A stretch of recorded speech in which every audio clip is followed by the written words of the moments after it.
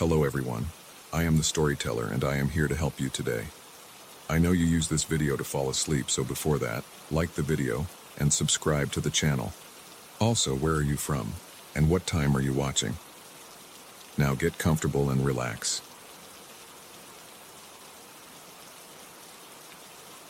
I got the apartment after my divorce because I needed a quiet place where no one would bother me. The building manager said the place was clean and cheap. He did not say much else. There were a few empty units on my floor. The hallways were dim and the lighting flickered sometimes, but I did not care. I just wanted somewhere to sleep after work. The first night, when I came back late, I smelled old paint and dust. I turned the corner near my door and saw a shape. It stood in the corridor near the wall across from my door. It was tall, about a head taller than me, and its outline was not solid. It did not have a clear face. Just a blurry darkness, like a smudged stain on the air. I stopped and stared, holding my keys tight. It raised its arm and pointed at my apartment door. It did not make any sound. It did not move closer. I swallowed, my throat dry. I could feel my heart beating. I stepped forward slowly, keeping my eyes on it. It stayed still, arm out, finger extended at my door. I tried saying, "Hey," but it did not react. I fumbled with my keys, got the door open, and stepped inside. I looked back. It was still there.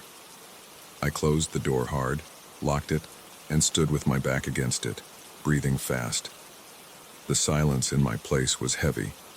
When I looked out the peephole, I saw nothing. The corridor was empty. The next day after work, I hesitated before going up the stairs. The building was quiet. I heard no voices, no TVs from other apartments. On my floor, I looked around. The corridor lights hummed. When I got near my unit, I saw that shape again. Same spot, same position. My stomach felt tight.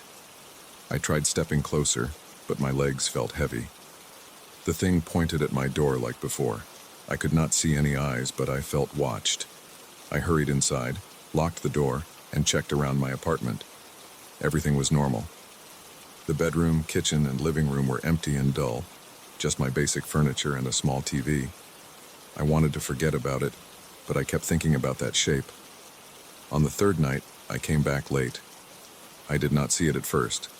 I relaxed a bit and walked down the hall. Suddenly, it flickered into view a few feet away from my door. I yelped and backed up, almost dropping my bag. It pointed at my door. I noticed it was slightly taller now, or maybe I just paid closer attention. Its outline seemed to sway a bit, like something not fully there. I got inside and slammed the door. After that, I started leaving my lights on all night, but that did not help. Around midnight, the TV in the living room clicked on by itself, showing static. I turned it off. A few minutes later, it turned on again. I unplugged it. Later, I woke up to it buzzing again. It was still unplugged. Over the next week, the weirdness got worse. The fridge smelled rotten every morning, even when I had just bought groceries the night before. Vegetables and fruit turned black and soft overnight. Bread got moldy in less than a day. Milk curdled in sealed cartons. I started buying takeout every evening instead of storing food. I tried to ignore the whispers I thought I heard in the walls at night. Sometimes, late at night, I pressed my ear against the bedroom wall and heard soft murmurs. They were not words I could understand, just a quiet, low sound that made my skin feel cold. Every night the shape appeared. It always stood in the corridor by my door, pointing silently. Its presence made the air heavy. Whenever I approached, it did not move or react. If I tried to talk to it, it stayed quiet. I could not feel a breeze from it, but the air near it felt colder. I considered running past it, but whenever I tried to move close, my chest tightened and I backed off. I tried to ask the building manager about it the next day. He was not around. His office in the lobby was locked and no one answered the bell. I knocked on a few apartment doors during the afternoon. No one answered. The building seemed empty. There were no footsteps in the halls, no voices behind doors, just me and that thing at night. One evening, I waited outside until it was dark, hoping it would not appear if I was late enough. But when I climbed the stairs, it was there, waiting. I tried rushing it. I tried charging forward to see what would happen. My hand went right through it. My arm felt cold and numb for a few seconds. The shape stayed in place, pointing. I almost fell, staggered through it, and unlocked my door. I turned and found it on the other side now, still pointing at my door. I could not understand how it got there. My heart pounded. I locked myself inside again. After a few nights of this, I started getting headaches and felt tired all the time. I could not sleep well. The whispers in the walls got louder, and the TV kept turning on by itself at random hours. The food kept rotting, so my kitchen smelled like garbage. I tried cleaning and spraying air freshener, but the smell came back within hours. I started eating out every meal. I spent less time in the apartment. After work, I hung around a bar or cafe until late, not wanting to go home. Eventually, I had to sleep. One night, I tried sleeping in the living room with all the lights on and the TV removed from the outlet. At around 2 a.m., I woke up to static again. The TV was on, even though I had unplugged it and taken the cable out. My chest felt tight. I got up and pulled the plug again. It turned off. I sat down, heart racing. Suddenly, I heard a creak from the hallway. The door to my apartment opened by itself. I froze. I saw the shape standing right at my threshold. It did not cross the doorway, but stood there, pointing towards my bedroom. I shouted, "What do you want?" No answer. I ran to the door and tried to shut it. The shape vanished as the door closed. The next day, I called the landlord. He said he could let me out of the lease if I paid a big penalty. I did not have the money. I tried to get a loan, but it did not work out. I tried looking for another place, but everything was expensive. I started leaving before dawn and coming home very late, just so I spent as little time there as possible. One night, I tried talking calmly to the shape. I stood in the corridor, facing it, and said, "I know you want me to go inside, but why?" It just pointed. I stepped into my apartment and left the door open. The shape stayed outside, still pointing. Nothing happened inside. The bedroom looked normal. The bed was still in place, the dresser was the same, the closet empty except for my clothes. I closed the door and locked it. The whispers seemed to come from inside the walls. Sometimes I tapped the walls and heard a hollow sound.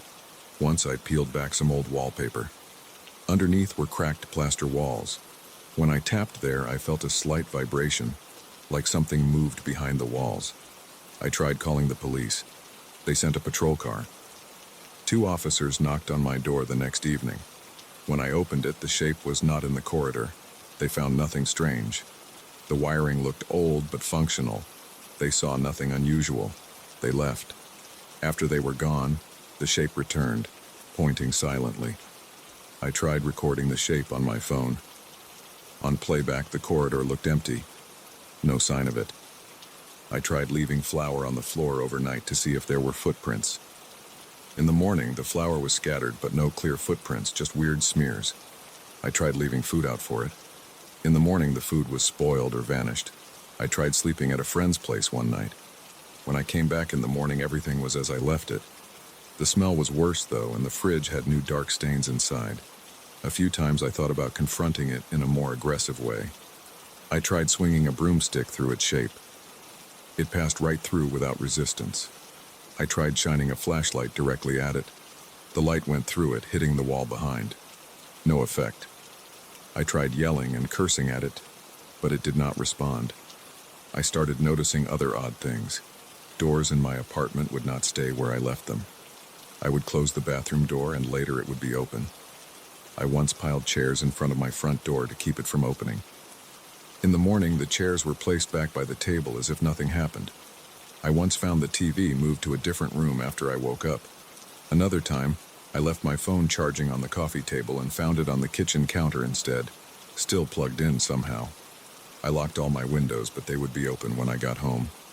I tried removing the light bulbs from lamps, but even with no bulbs, I sometimes saw a faint glow at night. I stopped eating at home completely. The sink water tasted stale no matter how long I let it run. The bathroom faucet dripped even when closed tight. The place always smelled old and damp, like a basement. The building was so quiet that every sound I made echoed in the halls. Sometimes I shouted, but got no reply. I tried leaving the apartment door open and walking down the hall to find another tenant. The shape appeared farther down the corridor, always between me and the exit stairs, pointing back towards my unit. If I tried going to the stairs at night, the lights flickered and I found myself back at my floor again. The building felt like a maze after dark. During the day, I could leave normally, but I had to return eventually. I needed my clothes, my possessions, and I had nowhere else to live permanently. I tried calling my ex-wife, but she did not pick up. My friends did not believe me. One friend came over once in the afternoon. He saw nothing strange. He left before evening. That night, the shape was there again, pointing. After a while, I stopped trying to talk to it. I just went straight inside without looking. I tried to ignore the spoiled food and the static on the TV. I threw the TV out in the trash downstairs. The next night, the TV was back in my living room. I had no idea how. I tried removing everything from my bedroom, leaving it empty except for the bed. It did not help. The presence still pointed at that door, night after night. I tried sleeping in the hallway one night. I sat there with my back against my door, staring at the shape. After a few hours, my eyes got heavy. I heard a distant whisper, felt a chill on my neck, and when I looked again, the shape was closer. I jumped up and rushed inside. I finally decided to leave everything behind. I did not care about the lease or the penalty. I packed a single bag with clothes and left early in the morning when the building doors were normal, and the shape was gone. I walked out into the street without looking back. I did not return. I never picked up my security deposit or any belongings. I let them stay in that place with that silent shape that never said what it wanted. I did not care. I just left.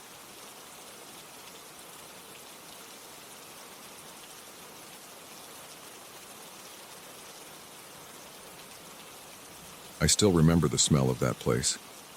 I remember the dry, dusty odor hitting my nose the moment I pushed open that heavy door. The hinges gave a low metal shriek that echoed down the empty halls. Inside, the light was weak. Small lamps on old tables sent shaky beams over shelves coated in grime. Most of the books looked as if they had never left their spots. I saw a few scattered chairs, some missing their cushions, and at least one had a broken leg. I knew I would be alone there. Nobody ever came to that library anymore. That was why I chose it. I was tired of bright rooms and friendly librarians. I wanted to be where nobody would question me, where nobody would stop me from touching every old volume I could find. I was looking for something that I had heard about in passing, an old name, a name that was never spoken out loud anymore. I wanted to confirm it existed. I had nothing else to do, and I hoped I might find something interesting. The stories I researched, old urban legends, half-forgotten rumors, strange local tales, usually turned out to be worthless. But I had a feeling about this one. I do not know why. I just did. The first day I came there, I found only dust and silence. I ran my finger along the shelves. I coughed a bit. I heard my own breathing echo. The old wooden floor creaked under my shoes. I saw nothing else. No visitors, no staff, only a single old desk near the entrance with a small lamp and a guest book. The guest book's pages were blank for the last 5 years. I signed my name anyway. I dropped my bag on a table. I started scanning the aisles. There were no proper labels, just some signs that had peeled off.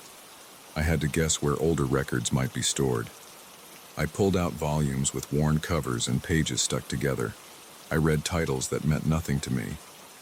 After a few hours, I found nothing helpful, only old newspapers bound together. I put them back. The place felt cold. I rubbed my arms to keep warm. Outside, it had been warm, but inside it was always a few degrees cooler. I found a corner with a few chairs and a small reading table. I picked a spot and let my eyes rest. I did not fall asleep, but I felt myself drifting. Then I heard something. It sounded like a small thump, maybe a book hitting the floor. I stood up and looked around. There was nobody in sight. The aisle stretched out. Light bulbs flickered in the distance. I thought I saw movement, but maybe it was my eyes playing tricks. I said nothing out loud. I just stayed quiet and listened. I heard no more sounds. I went back to my seat and told myself I was just tired. On the second day, I returned around the same hour. I sat down and went through more shelves. I found a back room hidden behind a tall bookcase that was placed awkwardly. I noticed that if I squeezed through a small gap, I could enter a space with older materials. The back room had no window. The light was weaker. I carried a small flashlight from my bag. The beam shook slightly as I moved. The floor there was rough and uneven. There were crates filled with old journals. I flipped through them. Pages were hard to separate. The smell was stronger there, damp and moldy. I felt a slight pressure in my chest after a few minutes. I coughed. The dust was too thick. I decided to leave that room and return after a short break. When I turned, I thought I saw a shape behind the shelves. Something tall. I could not see a face. There were no features. It seemed like a human figure without details. But then I blinked, and it was gone. I tried to tell myself it was just the light playing tricks again, but I felt uneasy. I checked behind the shelves. I walked back and forth, nothing. Empty aisle, old books, silence. I moved on. That evening before I left, I found one book that looked different. Its spine was thicker, and its cover had no title. The leather surface was cracked and faded. I tried to open it, but the pages stuck together. I tugged gently, and a few pages loosened. They were covered in tight handwriting that I struggled to read. It looked like old notes or a journal of some kind. The words were smudged. The smell coming from that book was worse than any other, like something rotten. I felt a heaviness in my stomach. My heart beat faster as I flipped another page. I had no reason to feel nervous, but I did. I decided I needed more light and more time, so I put it aside for the next day. Before leaving, I thought I saw that faceless figure at the end of the aisle again. It stood there, tall and still. Then the lights flickered, and it vanished. I ran my hand over my face. I was sweating. I left as fast as I could without looking back. On the third day, I felt more determined. I brought a thermos of strong coffee. The front door made the same noise. The hall was empty. The desk lamp was still on, though I had turned it off when I left. I remembered turning it off, I was sure of it. I looked around. Everything else was in place. I picked up the strange book from the previous day. I settled into a table under a lamp and tried to open it again. I got a better look at the handwriting. It listed names. Some were crossed out. Others were circled. I saw no dates, no explanations, just a list of names, one after another. My heart beat faster. I did not know why. I felt tense. I sipped my coffee. It tasted bitter. I flipped deeper into the book.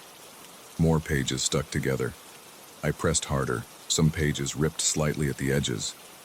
Then I found a page where most names were blotted out with ink. But one name was still visible, almost carved into the page. I tried to read it, but the letters did not form a word I recognized.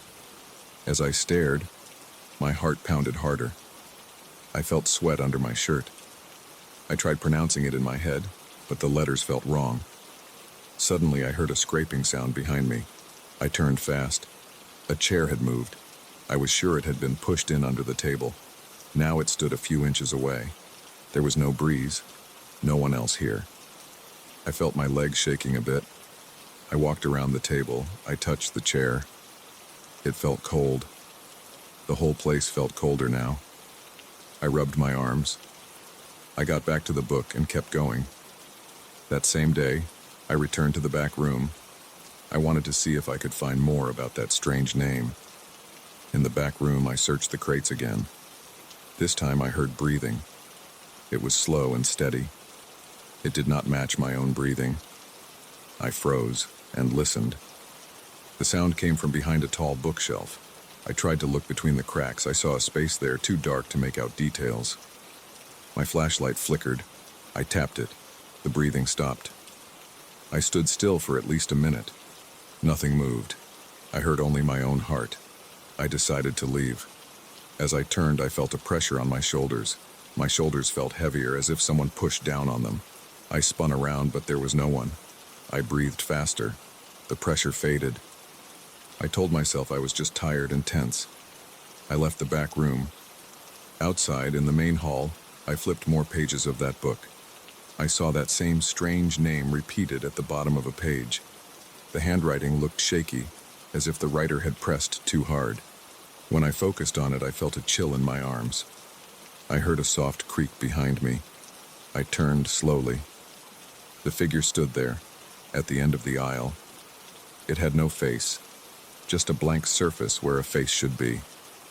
It wore a long coat, or maybe a robe, I could not tell. The light was poor. I could not see eyes, nose, mouth. Just a blank surface. My heart pounded so hard I felt it in my throat. My hands shook.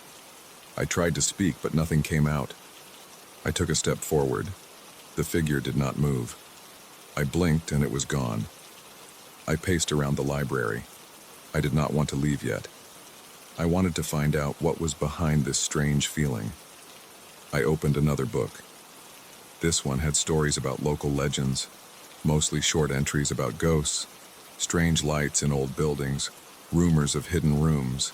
Nothing interesting. Nothing about that name. My stomach growled. I realized I had not eaten. I drank some coffee, but it was cold and stale now. The taste made me gag. I put the thermos away and tried to refocus. I spent a few hours searching random shelves. The place was so quiet my ears rang. Sometimes I thought I heard soft footsteps behind me, but I never saw anyone. Once I felt the hair on my arm stand up. A rush of cold air passed by, strong enough to move a few pages of an open book. I turned in circles trying to find a source of wind. There were no open windows, no open doors. The old lamp swayed slightly. I tried not to panic, but I felt sweat on my back. My heart kept racing whenever I thought of that name in the book. I could not even say it in my mind. It felt wrong. At some point, I found a note tucked inside a dictionary. It was a handwritten slip of paper with a warning. Do not speak the name in the old book. Do not try to pronounce it. Leave this place. My heart skipped a beat. I felt my throat tighten. I wanted to leave right then, but I felt drawn back to that table with the old book. I took the note and shoved it into my pocket. I walked slowly toward the table. I tried to keep my breathing steady.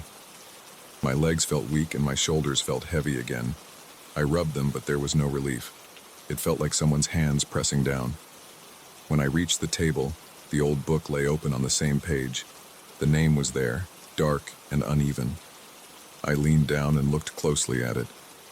As I did, I felt a strange heat in my chest. My hands trembled. I touched the page gently. It felt damp, as if the page had absorbed sweat or moisture from the air. I tried to flip the page, but it stuck. I tugged harder. The page tore slightly, revealing something written on the back. I tried to read it, but the letters made no sense. I heard a faint scraping sound. I looked around. Nothing. The figure was not visible. I felt alone, but not comfortable. I felt watched. Time passed slowly. I noticed the lamps growing dimmer. I checked my watch, but it had stopped working. I tapped it. Still dead. I had no idea how long I had been there. I wanted to get out, but I also wanted an answer. I thought maybe if I wrote the name down separately and took it outside, I could research it. I pulled a small notebook from my bag. I tried to copy the letters of the name, but my hand shook too much. I wrote something down, but the letters looked distorted. As I tried again, I felt that same pressure on my shoulders. I stood up straight and looked around. Nothing there. I clenched my jaw. I tried to breathe slowly, but I was panting. I decided to just leave. I closed the old book. As I did, I heard a muffled sound like a distant moan. I looked in every direction. The library was empty. The desk lamp still glowed weakly. I started walking toward the door. My footsteps sounded loud. Halfway there, I saw movement at the end of an aisle. The figure stood there again. No face. Just a blank oval. I stopped. My heart hammered. I gripped my bag tight. The figure stepped back, disappearing behind a shelf. I rushed forward, determined to confront it. I turned the corner, but there was no one. I found nothing but old books, a broom, and some empty crates. I scanned the floor. Dust everywhere, no footprints. I backed away slowly. My head ached. I reached the door. I tried the handle. It stuck. I pulled harder. It felt jammed. My heart sped up again. I looked over my shoulder. The lamps flickered. I heard a whisper. It sounded like my own name, but I could not be sure. I yanked the door handle with more force. The door opened slowly. I stepped into the hall. The air outside the main room felt less heavy, but still stale. I followed the corridor until I reached the exit. It opened without trouble. I went outside. It was late afternoon, I think. The light was gray. The street was empty. I breathed in and out. Fresh air felt good on my face. My heart slowed down a bit. I walked a few blocks, then stopped at a bench. I sat there and tried to calm down. I opened my bag to check my notes. The slip of paper with the warning was there. The notebook page with the attempted copy of the name looked messy. The letters seemed to have changed shape. I could not explain it. My hands were still shaky. I realized I had left the old book inside. I wondered if I should go back and try again. But as I sat there, I felt that same weight on my shoulders, even in the open air. I looked around. Nobody was watching me. No figures, no faces, nothing strange. But the pressure was still there, light but noticeable. I closed my eyes and tried to relax. The pressure faded a bit. I stood up and walked around the block. I did not want to go back. I did not want to see that empty face again. I did not want to feel my heart race like that for no reason. My chest still felt tight. I rubbed my arms. The day felt colder now. I headed home, unsure what to do with what I had found. I had no proof of anything strange, only my own memory and these notes. Over the next few days, I stayed away from that library.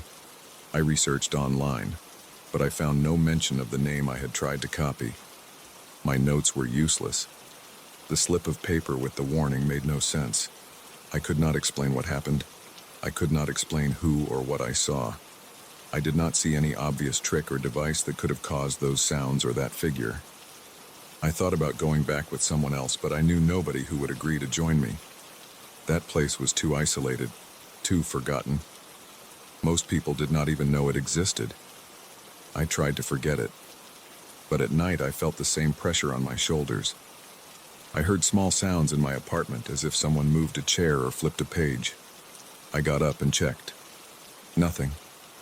I stood in my own hallway, in my own home, feeling tense and unsure. There were no answers. Maybe one day I will return, but not now. For now, I keep quiet about what I saw. I try not to think about it too hard. I still feel my heart beat faster whenever I remember that old book and that strange name inside it. I never spoke it. I never will.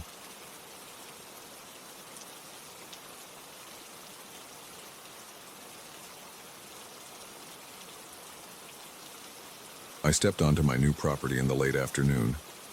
The sun was low and my boots stirred dust from the dry ground. I had signed the papers the week before. I hadn't spent much time out here, but I knew it came with a small house, a few outbuildings, and some fields that hadn't been worked in years. There was a strange stillness in the air that day, as if everything around me waited for something. The first thing that caught my eye was an old patch of boards lying flat near the orchard. They looked warped and discolored, out of place. I stood there watching them. I didn't know what was underneath. I was curious, and I felt a need to pull those boards away and see what was there. I first approached the boards with slow steps. They were damp in some spots, brittle in others. I could smell old wood and dirt. I crouched down and gripped one board at a time, pulling until the nails squeaked and popped loose. I set them aside. I uncovered a dark hole in the ground. It was a well. It had a round, crumbling stone lining and smelled of stale air. I leaned forward and looked inside. I couldn't see the bottom. It was dark. The sunlight didn't seem to penetrate more than a few inches. I tried to listen. I heard a faint dripping sound. It echoed deep below. My mouth felt dry. I swallowed and leaned closer, resting a hand on the rough stone. Then I heard it, a voice calling my name from inside the darkness. It was low, rough, and had a strange metallic tone to it. My name, spoken slowly, as if testing it. I jerked back and stood up straight, breathing hard. I looked around. There was no one nearby. I was alone. The sound had definitely come from inside the well. I wiped sweat from my forehead. My heart was beating fast. I looked back down into the hole, but I couldn't see anything. Just blackness. I cleared my throat and spoke my name out loud, repeating it as if to confirm what I had heard. Then the voice spoke again. It sounded closer this time, but still invisible. It asked me simple things at first. It said it knew who I was. It said it knew I had just taken possession of the property. It asked why I had decided to come out here alone. I just stood there. I didn't answer. I wanted to understand what was happening. I couldn't see a shape or a form down there. Just darkness. My muscles felt tight. My shoulders hurt because I was tense. I moved back a few steps and picked up a flashlight from my tool bag near the house's back porch. When I returned, the voice was silent. I knelt at the edge and shined the flashlight down. The beam stopped a short way in, swallowed by the darkness. I saw old stones and a damp interior surface. I heard water dripping. I smelled old moss and dirt, but I saw no movement, no figure. Then the voice spoke again, louder this time.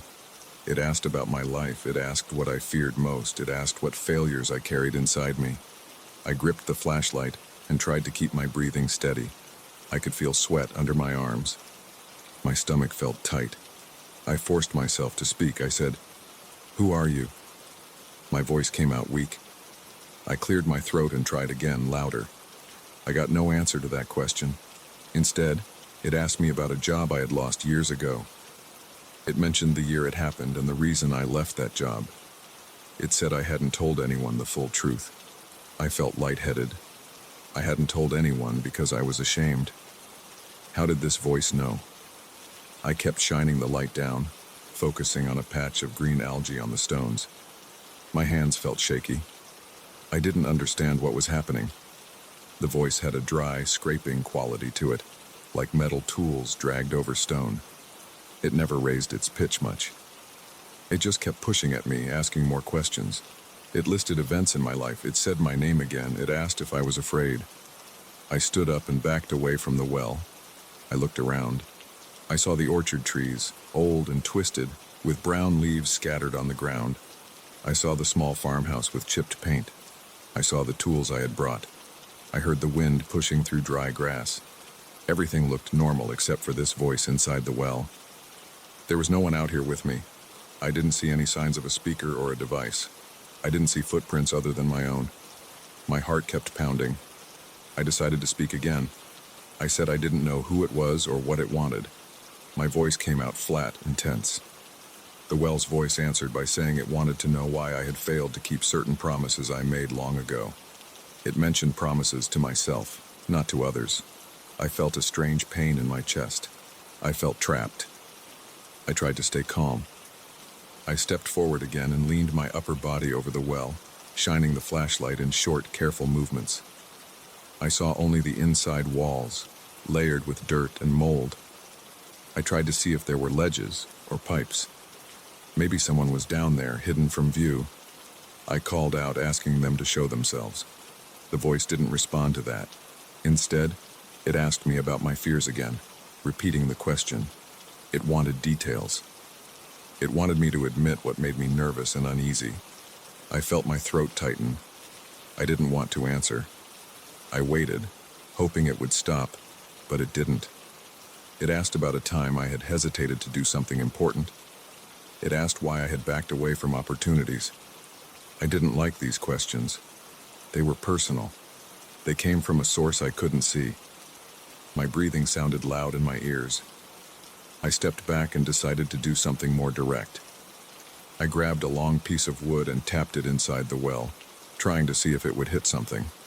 The wood knocked against stones. I lowered it until I felt resistance. There was water down there. I couldn't see it, but I felt the moisture on the tip when I pulled it back up. The voice spoke again. It said my name and paused. It told me that it understood why I had hesitated in life, why I had stepped away from things that mattered. Hearing this made my neck tense. I asked how it knew these things. It didn't answer. I tried another tactic. I moved around the well, checking its outer structure. I looked for holes where someone could hide. I found none. The ground was firm. The stones looked old.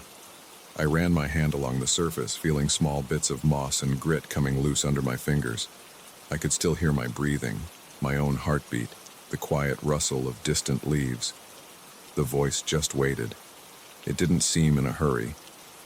I considered covering the well again. I picked up one of the boards and moved it near the opening. Then the voice spoke louder. It said not to close it. It said it still wanted to talk to me. I felt a sudden pressure in my chest. My legs felt weak. I tried to keep my hand steady. I asked it what it wanted from me. It said it wanted to know what I regretted most. I stood there, my back stiff, my jaw clenched. I didn't want to answer. I didn't want to talk to this thing. The silence stretched. I could hear my own pulse.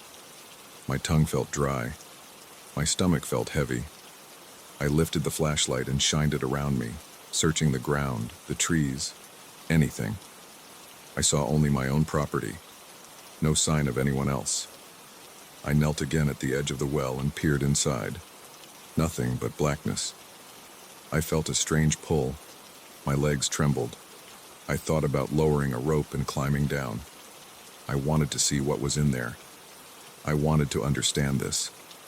My hands shook when I imagined going down. It didn't feel safe. The voice waited, silent and patient.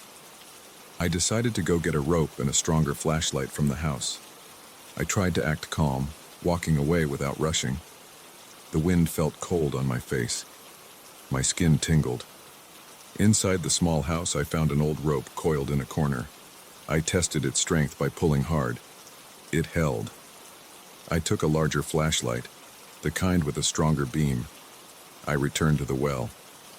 The boards were still off. I could see the open hole. I listened. There was no voice. I tied the rope to a nearby post and tested it. I shined the stronger flashlight down.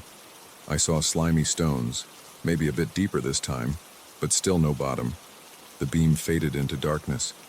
I heard faint dripping sounds again. The smell of damp earth was strong. Then the voice returned.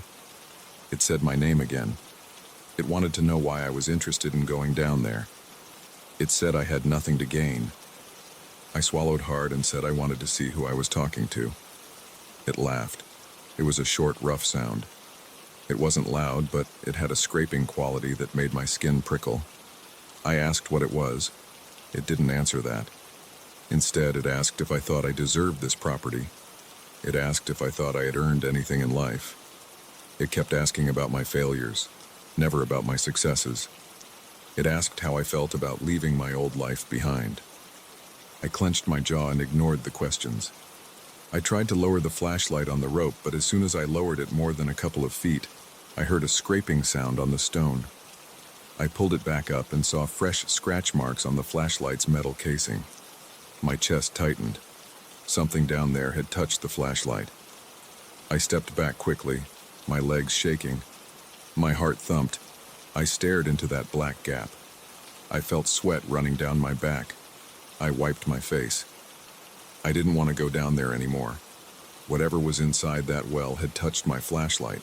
It had reached out, or it had something inside that could scrape metal. I felt panic rising. I tried to stay calm. I tried to breathe slowly. I asked the voice what it wanted from me. It repeated its questions, my fears, my regrets, my failures. It wouldn't stop.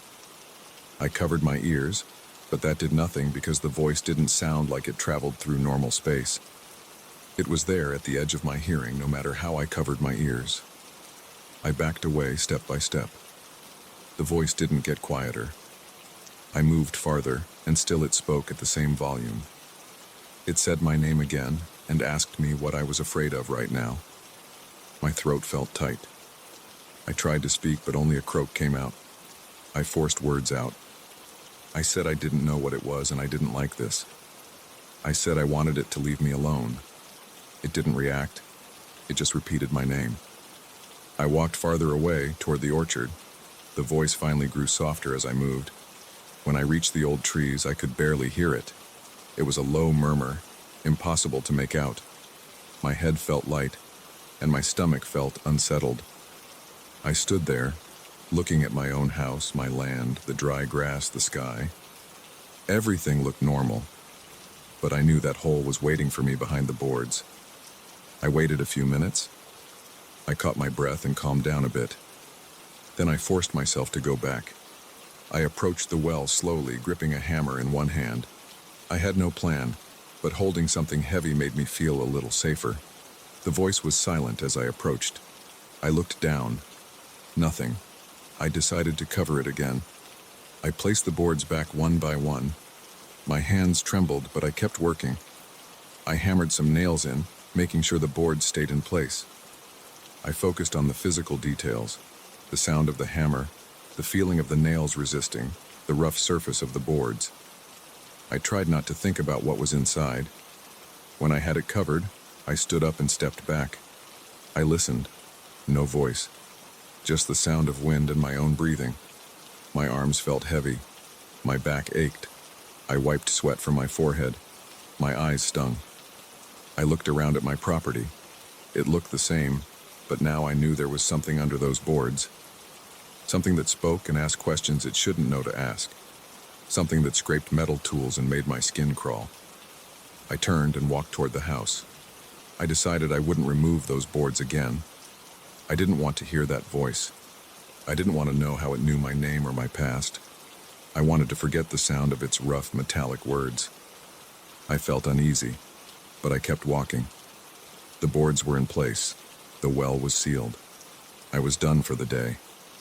Inside the house, I locked the door. I set the flashlight on the table and looked at the scratch marks on it. They were shallow but clear. I remembered the scraping sound. I felt the muscles in my neck tighten. I knew I would have trouble sleeping that night. I had come here to start a new life, to have some peace, but now I had this memory stuck in my head. I leaned against the wall and listened to the silence. Just my breath and the creaking boards under my feet. No voice. I told myself I would leave the well alone. I didn't care what it wanted. I didn't care what it knew. I wouldn't let it ask more questions. I wouldn't go near it again. I would work on other parts of the property, fix the fence, paint the house, clean the barn. I had no reason to return to that spot. As the evening light faded, I stood at the window and looked outside. I saw the orchard, the fields, the shape of the well's cover in the distance. It looked ordinary from here. Nothing unusual. I kept my eyes on it for a long time. I listened for anything, but I heard nothing. Finally, I sat down at the old kitchen table and tried to relax. My body still felt tense. My head ached. I tried to think of something else, anything else. But I couldn't. My mind kept going back to that voice, the way it said my name, the way it asked me about my life. I stayed inside the rest of the night, keeping an eye on that window. I said nothing to anyone. There was no one to tell. I just waited. I listened to the old house settling. I listened to the distant rustle of leaves outside. I kept imagining that voice, but it didn't return. Eventually, I crawled into bed and closed my eyes. When I woke up, I decided I would leave the well sealed and ignore it. I had no other plan. I just wanted to live here quietly and not think about that hole in the ground.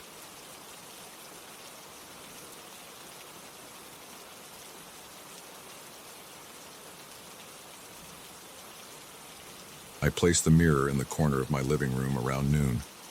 I remember the time because I had just finished reorganizing some furniture, and the sunlight was coming in through the window at a sharp angle. The mirror was old. Its wooden frame was dry and splintered in a few spots. It smelled slightly of dust and old fabric. like something that had been kept in a closet for a long time. I got it from a secondhand store 2 days before, thinking it might fill an empty corner. I thought it would make the room look bigger and brighter. I was wrong. Right after I set it down, I stood in front of it. The reflection showed me in the room. I could see the old couch, the coffee table, the rug, the door leading to the hallway. The reflection itself looked normal at first glance, but something felt off. I looked at my own face. I smiled at myself. I expected to see my smile reflected back. Instead, my reflection looked tense and serious. The eyes in the mirror did not narrow with a grin, they stayed calm and firm. I felt a strange pressure in my chest. I stopped smiling. I waited. I stared at myself again, this time with a neutral expression. Then the reflection's lips curled up slightly, like it was smiling at me, but in a quiet, controlled way. I raised my eyebrows. The reflection did not. I clenched my jaw. The reflection's jaw stayed relaxed. I felt my back tense. My arms felt stiff at my sides.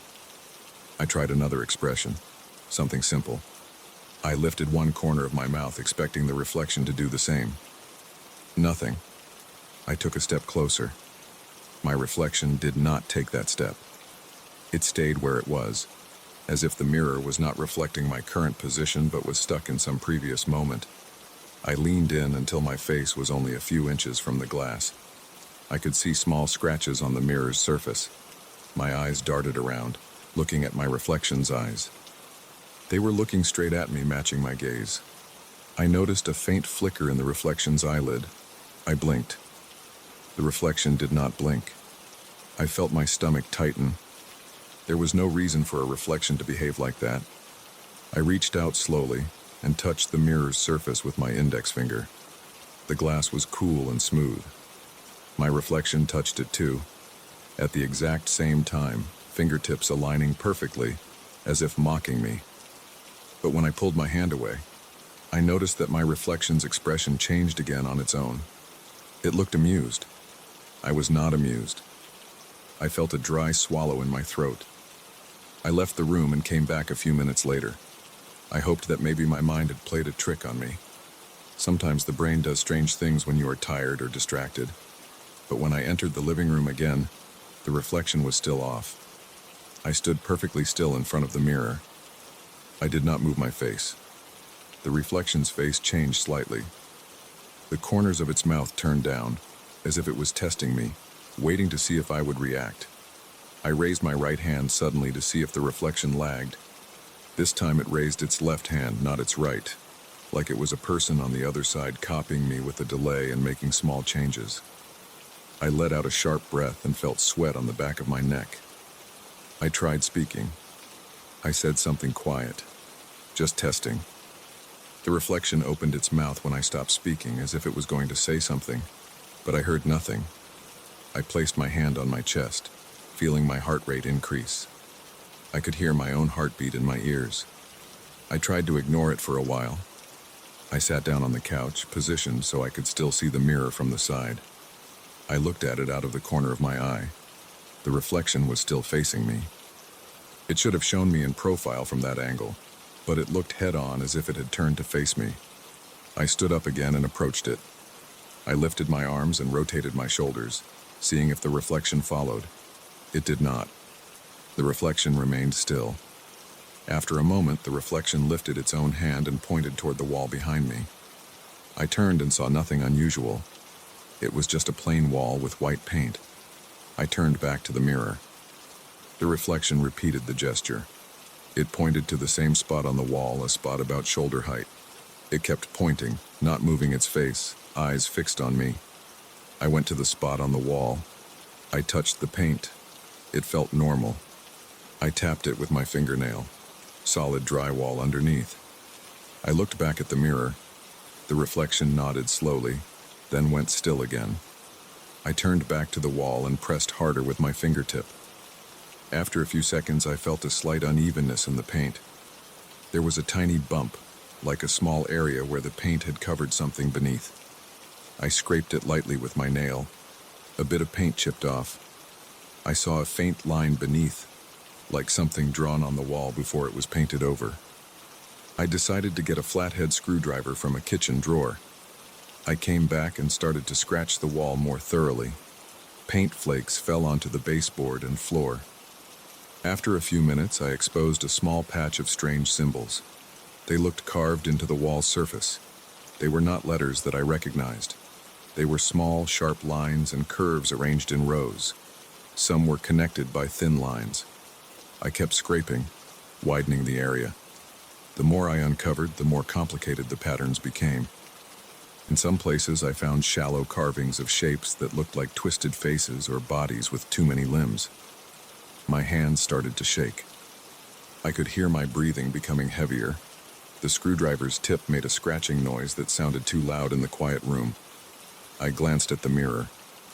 The reflection was smiling broadly now. I did not feel good. I rubbed the back of my neck, feeling the dampness of sweat. I tried to ignore my nervousness and continued scraping. I had exposed an area about the size of a small plate. The symbols and figures formed a dense cluster. I ran my fingertips over them. The carvings felt rough. I saw small chips of something embedded in the lines. They looked like bits of old plaster or maybe some kind of filler. The air in the room felt heavier than before. There was a faint smell, like old soil or damp stone. I turned back to the mirror. The reflection was still smiling. I moved my mouth, asking silently what it wanted. The reflection raised both hands slowly, palms facing me, as if telling me to stop. I stood up straight and took a step back from the wall. I looked at the symbols again. They made no sense to me. I heard a soft creaking sound. I thought it might be the mirror's frame settling. I waited. Then I saw the reflection move again. This time it moved one hand in a slow circle, pointing at the symbols on the wall. It looked like it wanted me to do something else with them. Maybe it wanted me to remove more paint. Maybe it wanted me to try and open the wall. I felt a tightness in my gut. My throat felt dry. I did not like the idea of making a hole in my own wall, but I also did not like the idea of ignoring the mirror. There was something about its behavior that felt like a warning or an instruction. I walked to the kitchen again and got a small hammer and a chisel. My hands were shaking. I returned to the living room, stood in front of the wall, and placed the chisel's tip against one of the thicker carved lines. I tapped it lightly with the hammer. The plaster cracked. I chipped away a small chunk. Behind it I saw darker material, maybe older plaster or wood. I kept working carefully, trying not to cause too much damage. I felt sweat trickle down my temples. Every sound seemed loud. The tapping of the hammer, the crackling of plaster, my breathing. I glanced over my shoulder at the mirror. The reflection was watching closely, head tilted slightly. As I made a hole large enough to peer through, I noticed more symbols carved into something beneath the plaster layer. It looked like older wood paneling. I could see faint lines that might have been drawn or burned into the surface.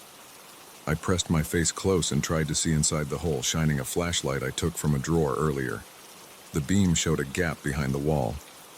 The space inside looked empty, just a hollow area with bits of insulation and old wood beams. But on one beam I saw another set of these strange symbols scratched into the wood grain. They were smaller and fainter. My stomach clenched again. I turned back to the mirror. The reflection stared at me. I noticed my own face looked pale.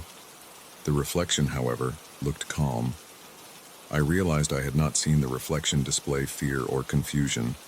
It only displayed what seemed like deliberate expressions, as if controlled by someone else. I rubbed the side of my face with my hand. My jaw felt stiff. I tried speaking again, asking, "What do you want?" I said it out loud this time.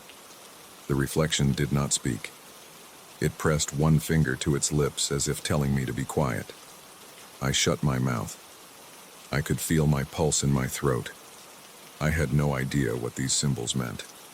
I felt a desire to cover them back up, to patch the wall and ignore this whole situation. But something about the reflection's insistence made me continue. I widened the hole in the wall and reached inside, feeling the rough surface of the wooden beam. My fingertips traced the carved lines. They were not smooth. They felt irregular, as if carved with a dull knife. I wondered who did this and why. I felt a slight vibration in my fingertips. It could have been my nerves. I pulled my hand out and flexed my fingers. They felt stiff. I turned back to the mirror and stood in front of it. I tried to match the reflection's expression. I kept my face neutral. The reflection frowned. I frowned. The reflection's frown deepened. I tried smiling. The reflection's face hardened. It seemed to resist any attempt to synchronize with me. I stepped closer until I could see every detail of my face in that old glass. My pores, my stubble, a small scar above my eyebrow. The reflection showed them all, but it moved when I did not. I lifted my left hand slowly. The reflection lifted its right hand, mirroring me but reversed as if it were another person standing opposite me rather than a reflection. I stood there for a long moment, just breathing and watching. The smell in the room grew stronger. It smelled like old, wet wood. I looked at the wall again. The hole I made exposed layers of material inside. I noticed some kind of old paint or stain on the inner beam. It was darker than the outer plaster. The symbols inside looked similar to the ones I had uncovered on the surface. I decided to take a photo with my phone. Maybe I could search for something similar online. I unlocked my phone, took a few photos, and checked them. The images looked clear. The symbols were visible, sharp lines, some curved, some angled, arranged in strange patterns. I looked at the mirror as I put my phone away. The reflection held its hand out, palm up, fingers slightly curled. I had no idea what it wanted from me. I considered moving the mirror out of the house, maybe putting it outside or covering it with a blanket, but I worried what might happen if I turned my back on it. I took a few steps toward it and reached for the frame. The wood felt rough and dry. I tried to tilt the mirror slightly to see if something behind it caused this. There was nothing behind it except the corner of the room. The reflection watched me, eyes tracking my every movement. I felt a sudden wave of fatigue. My shoulders ached, my legs felt heavy. I sat down on the floor, back against the couch, facing the mirror and the wall at an angle. I could still see the hole in the wall and the strange symbols. I listened. The house was quiet. I could hear a faint humming from the refrigerator in the kitchen. Outside, a car passed by. The reflection sat down too, but in a different position. It lowered itself slowly, as if to maintain eye contact at all times. I rubbed my face with both hands, felt the sweat and the roughness of my unshaved cheeks. I breathed in and out, slow and steady. Then I stood up again. I approached the wall, looked through the hole, and stared at the symbols. They were there, solid and real. I turned back to the mirror and watched the reflection. It nodded at me. I reached for the chisel and hammer again and chipped away a bit more plaster, enlarging the hole. My hand slipped at one point and I scraped my knuckles against the wall, causing a brief sting and a thin line of blood. I wiped it on my pants. The reflection watched. I saw a slight narrowing of its eyes, as if it was interested in my reaction. I took a deep breath and shoved my hand deeper into the hole. I felt along the beam. There were more carvings, extending up and down. I could not reach far enough to see them all. I pulled my hand out and wiped dust off my fingers. I checked the mirror again. The reflection tilted its head, then pointed to the symbols I had uncovered. I said, "I don't understand." My voice sounded small in the quiet room. The reflection opened its mouth slightly, then closed it. It pressed its palm flat against the glass on its side. I pressed my palm against the glass on my side. The surface felt cold. I pushed a bit. The mirror did not move. The reflection's eyes locked onto mine. I stepped away from the mirror and leaned against the wall near the hole. I could feel my heart beating. I thought about covering everything up, putting the mirror back in that second-hand store, painting over the hole. But I also knew I could not pretend this never happened. The reflection acted like it wanted to guide me, to show me these symbols. But I had no clue what to do next.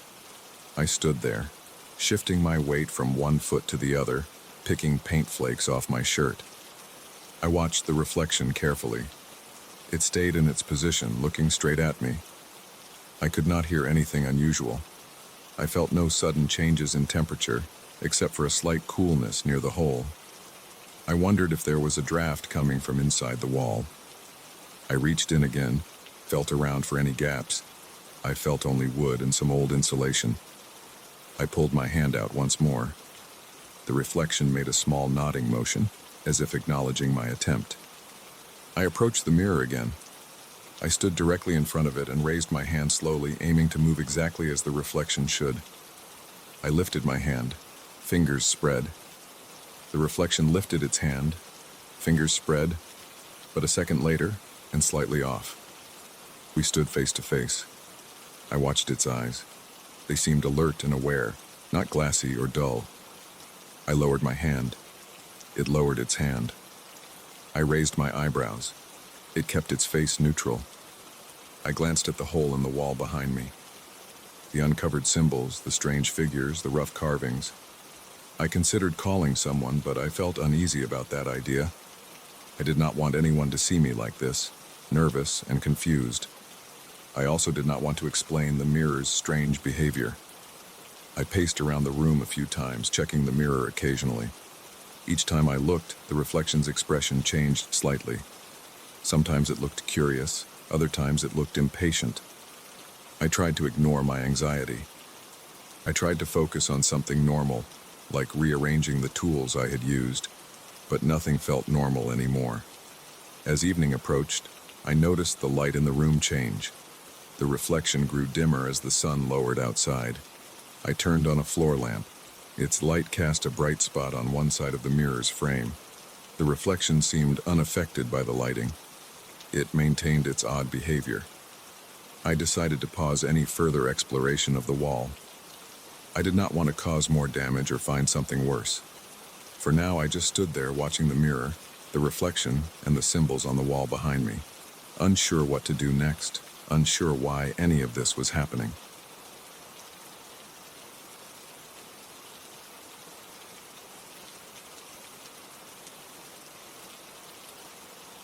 I woke up around 2 in the morning because my throat felt dry.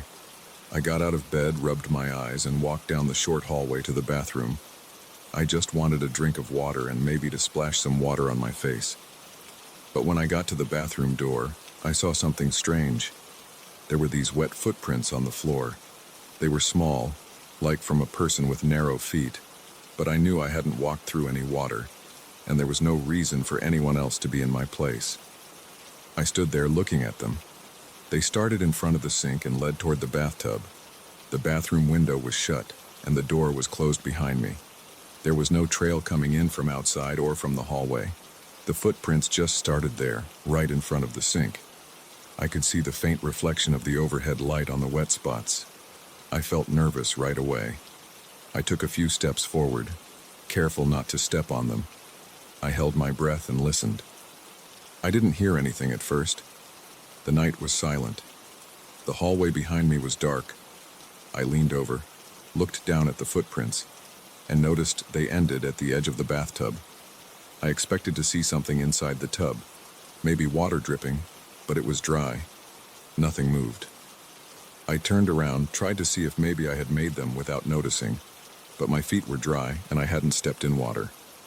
I felt a light sweat on the back of my neck. I got a cup of water from the sink, drank it fast, and left. I went back to bed and tried to forget about it. The next night I woke up around the same time. My throat felt dry again. I don't usually get so thirsty at night, but I told myself it was just bad luck, or maybe I had too much salt at dinner. I walked to the bathroom and froze at the doorway. The footprints were there again, wet, shining under the dim bathroom light. This time they faced a different direction.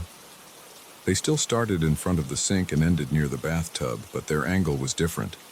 It looked like whoever made them had turned slightly before stepping toward the tub. Again, I listened.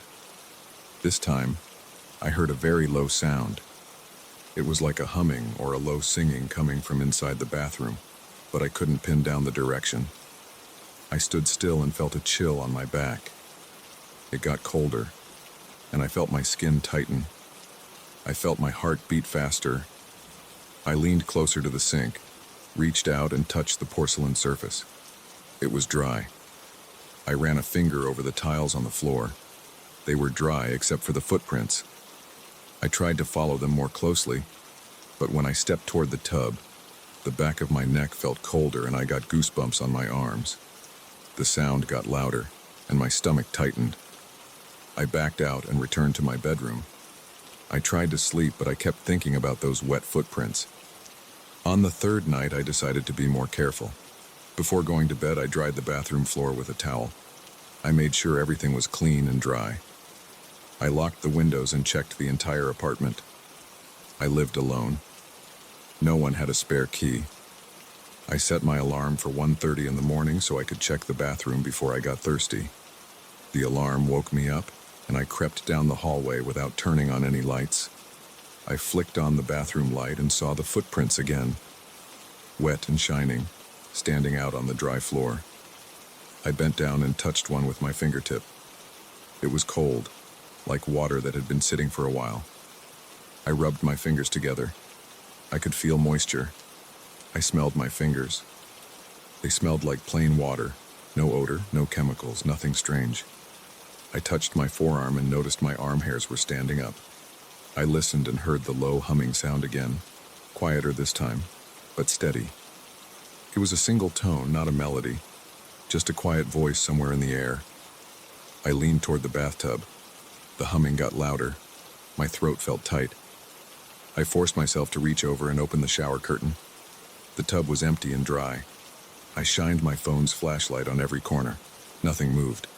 The footprints remained behind me, just sitting there. I turned back and noticed something else. There were fewer footprints than the night before, and they formed a slight curve. They weren't just random. They looked like they were bending around some invisible shape before ending at the tub. I swallowed hard, left the bathroom, and stayed awake until sunrise, sitting in my living room, thinking about what to do. On the fourth night, I tried to catch the source of these footprints. I stayed awake with all the lights off.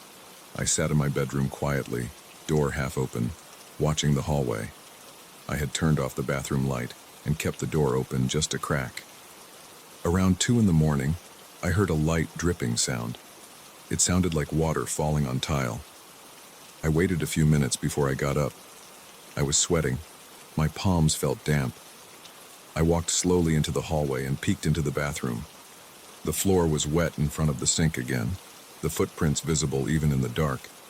I flipped the light on. This time, I felt an immediate cold draft against my face. The humming sound was louder and had a slightly different pitch.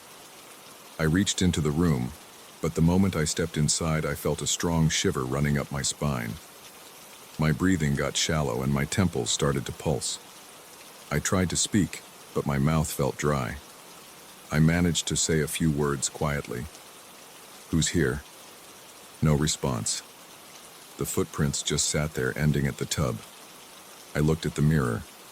My face looked pale under the overhead light. I leaned over the sink and turned on the faucet. The water ran normally.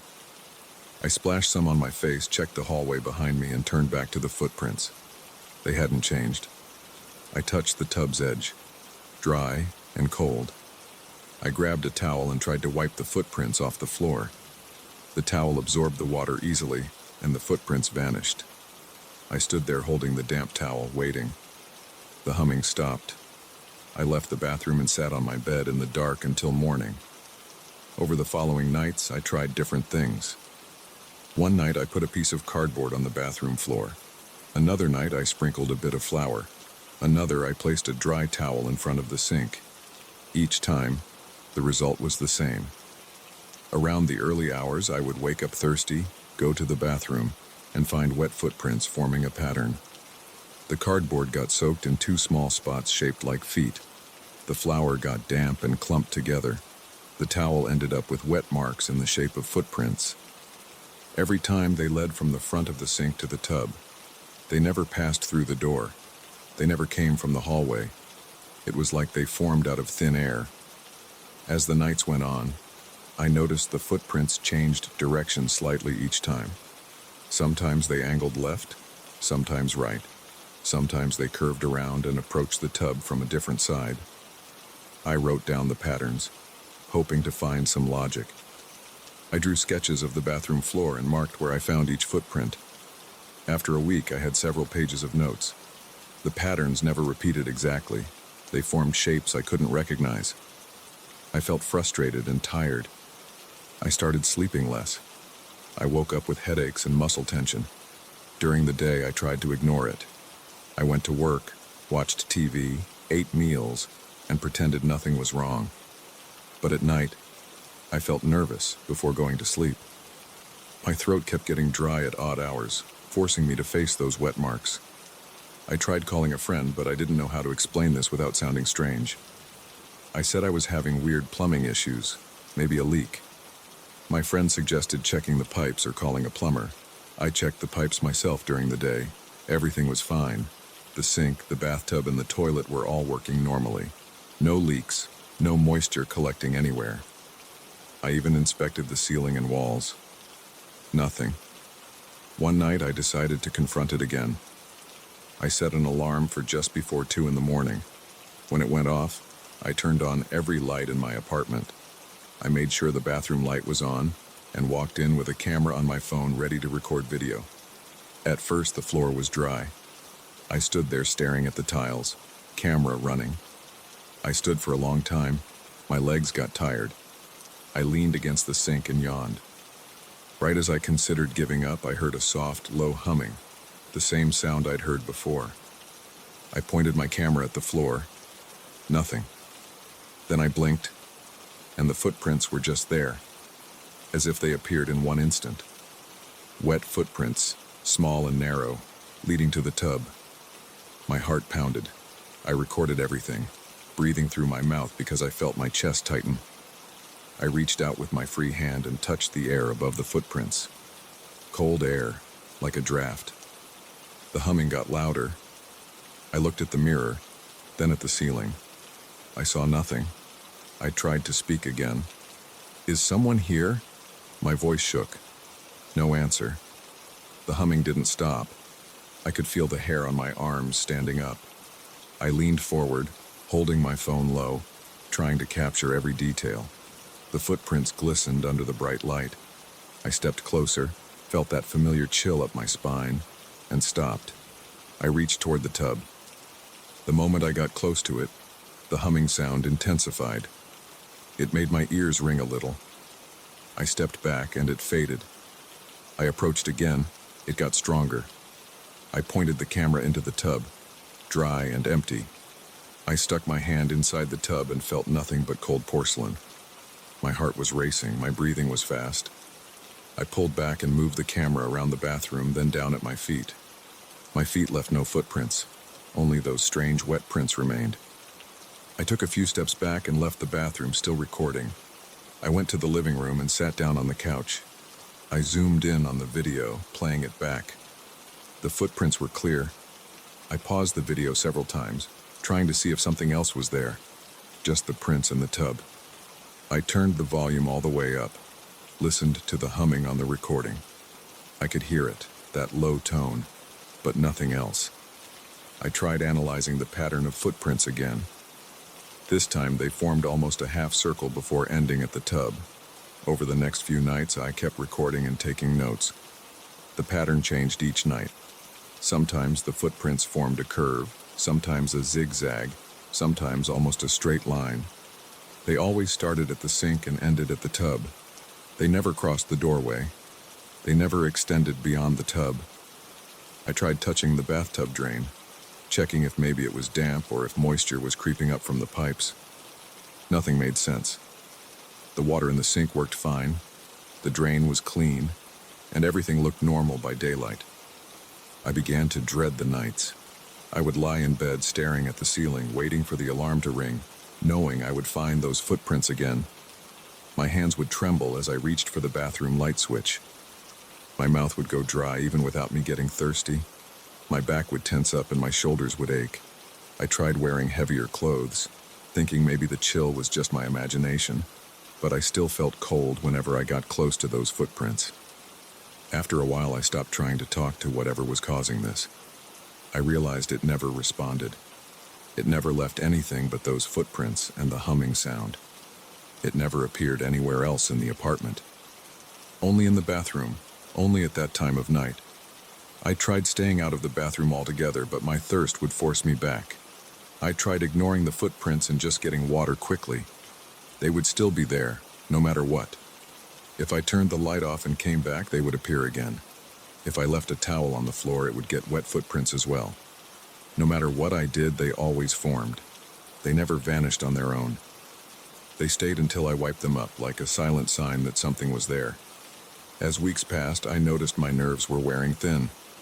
I started leaving the bathroom light on overnight and kept the door open, hoping to see if anything came through the hallway. I never saw anything. I only ever saw the footprints when I stepped inside. They never formed while I watched closely. They only appeared when I looked away or blinked or stepped out for a moment. I tried to trick it by using a mirror to watch the floor while standing in the hallway.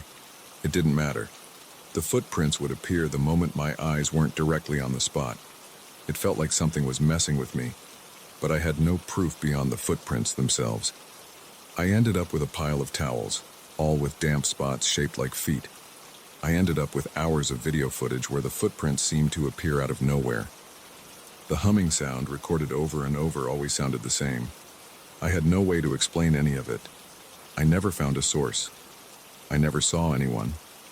Just those wet footprints on the floor, starting at the sink and ending at the tub, changing direction each night, forming patterns I couldn't understand and leaving me with a cold feeling in my bones that I couldn't shake off.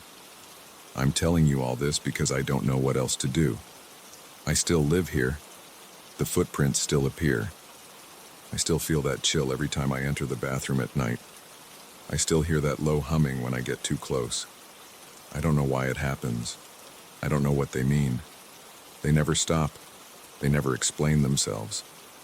I just keep wiping them away and hoping that one night they won't show up. But so far, they always do.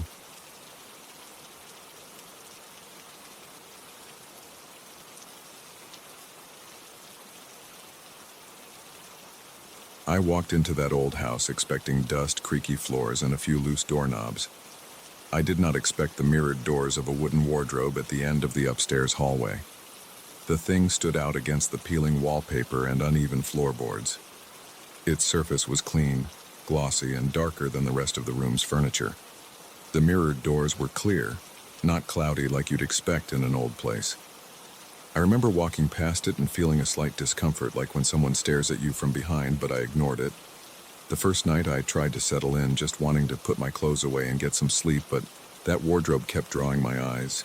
I'm a 37-year-old guy who wanted a fresh start. I had left a small apartment in the city for this old property in a quiet area. I had time off. I had money saved. This old house had good bones. I planned to fix it up myself. The first day was busy, moving boxes, changing a few light bulbs, and trying to figure out which windows stuck. By nighttime, I was sore. My shoulders hurt from lifting. My neck felt stiff. I just wanted to relax. I placed my bed in the main bedroom. There was an old bed frame there, and I put my mattress on it. The wardrobe stood close to the bed's foot, about 6 feet away, facing me. I decided to leave it there for now. I turned off the overhead light and set a small lamp on the floor next to the bed. The room felt cool and a bit damp. I had no curtains on the windows yet, so moonlight came in. When I looked at the mirrored doors, I saw my outline. I walked up to them and tapped the wooden frame. It felt solid. The hinges looked new. I opened it, expecting old clothes or mothballs, but found nothing inside. Just smooth wooden surfaces and a slightly musty smell. I closed it and watched my reflection. It showed me in my boxers and a t-shirt, tired eyes, messy hair. I turned off the lamp and lay down. I don't know how long I slept, but at some point I woke up needing water. The house was quiet. I could hear distant cars through the thin walls, but nothing else. I looked at the wardrobe. The moonlight gave the mirror a slight glow. I could see my reflection in it, but something seemed off. My reflection looked slow, like it was delayed. When I raised my hand, The reflection didn't raise it at the same time. There was a short pause, maybe a second or two, then it followed. I blinked hard. I thought I was half asleep. I got up carefully, my knees stiff. I took a few steps closer. The reflection moved later, not in sync. It was subtle, but I saw it. When I leaned forward, the reflection leaned forward after a gap of about 2 seconds. I whispered something. I couldn't hear any difference in sound, but I felt uneasy. My heart rate picked up. I swallowed. My throat felt dry. I reached out and touched the mirrored surface.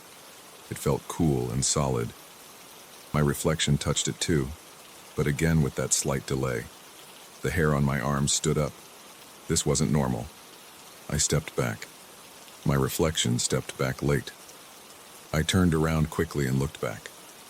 The reflection turned more slowly. I suddenly noticed something strange. Behind my reflection was not just my room. The angle was off. The background looked like my room, but with differences. The wallpaper looked torn in places. The bed behind the reflection was the same shape as mine, but the sheets were darker, and the mattress looked saggy. I stared at this detail. The reflection's room was similar but older, more run down, and the walls had stains I had not seen in my own room. I felt my legs tense. I took a deep breath. The air smelled stale. I leaned in again, trying to get a better look. I moved my head to the side. My reflection did the same, but late. I saw a figure sitting on the bed behind my reflection. It was a man. He looked exactly like me. Same face, same hair, same body shape. He wore the same t-shirt and boxers. He sat there, watching me. He didn't move in sync with me. He was separate. He raised his arm and pointed at the wall to the right side of the bed in his room. I could see the wallpaper there was peeled back, revealing some kind of dark patch. He pointed without expression. His eyes looked straight at me. My stomach tightened. I stepped back again, feeling cold sweat on my neck. I turned around and looked at my own wall. It was fine. The wallpaper in this room was old, but not torn. There were no patches. There was just a faded pattern of leaves. I looked back at the mirror. The other man was still pointing. My reflection stood next to him, delayed, useless, like some kind of puppet. The other man in the reflection did not move except for his arm, which stayed pointing. I took a few slow steps back until I reached my bed. I sat down, not taking my eyes off that mirror. My heart was beating hard. I could hear my own breathing. I thought about leaving the room, but I stayed. I wanted to know what the hell was going on. I waited. After maybe a minute, the other man lowered his arm and stood up. He walked closer to the mirror from inside that twisted version of the room. I couldn't hear him, but I could see his footsteps shake the old floorboards in his world. He stopped close to the mirror and stared at me. I couldn't see any difference in his face except that he looked tired, his eyes slightly red. He reached out, touching his side of the mirror, palm flat, as if trying to push through. I stood up, my legs shaking. I felt lightheaded. I walked closer until I was about a foot from the mirror. The other man's eyes followed mine. He opened his mouth and moved his lips. I couldn't hear anything.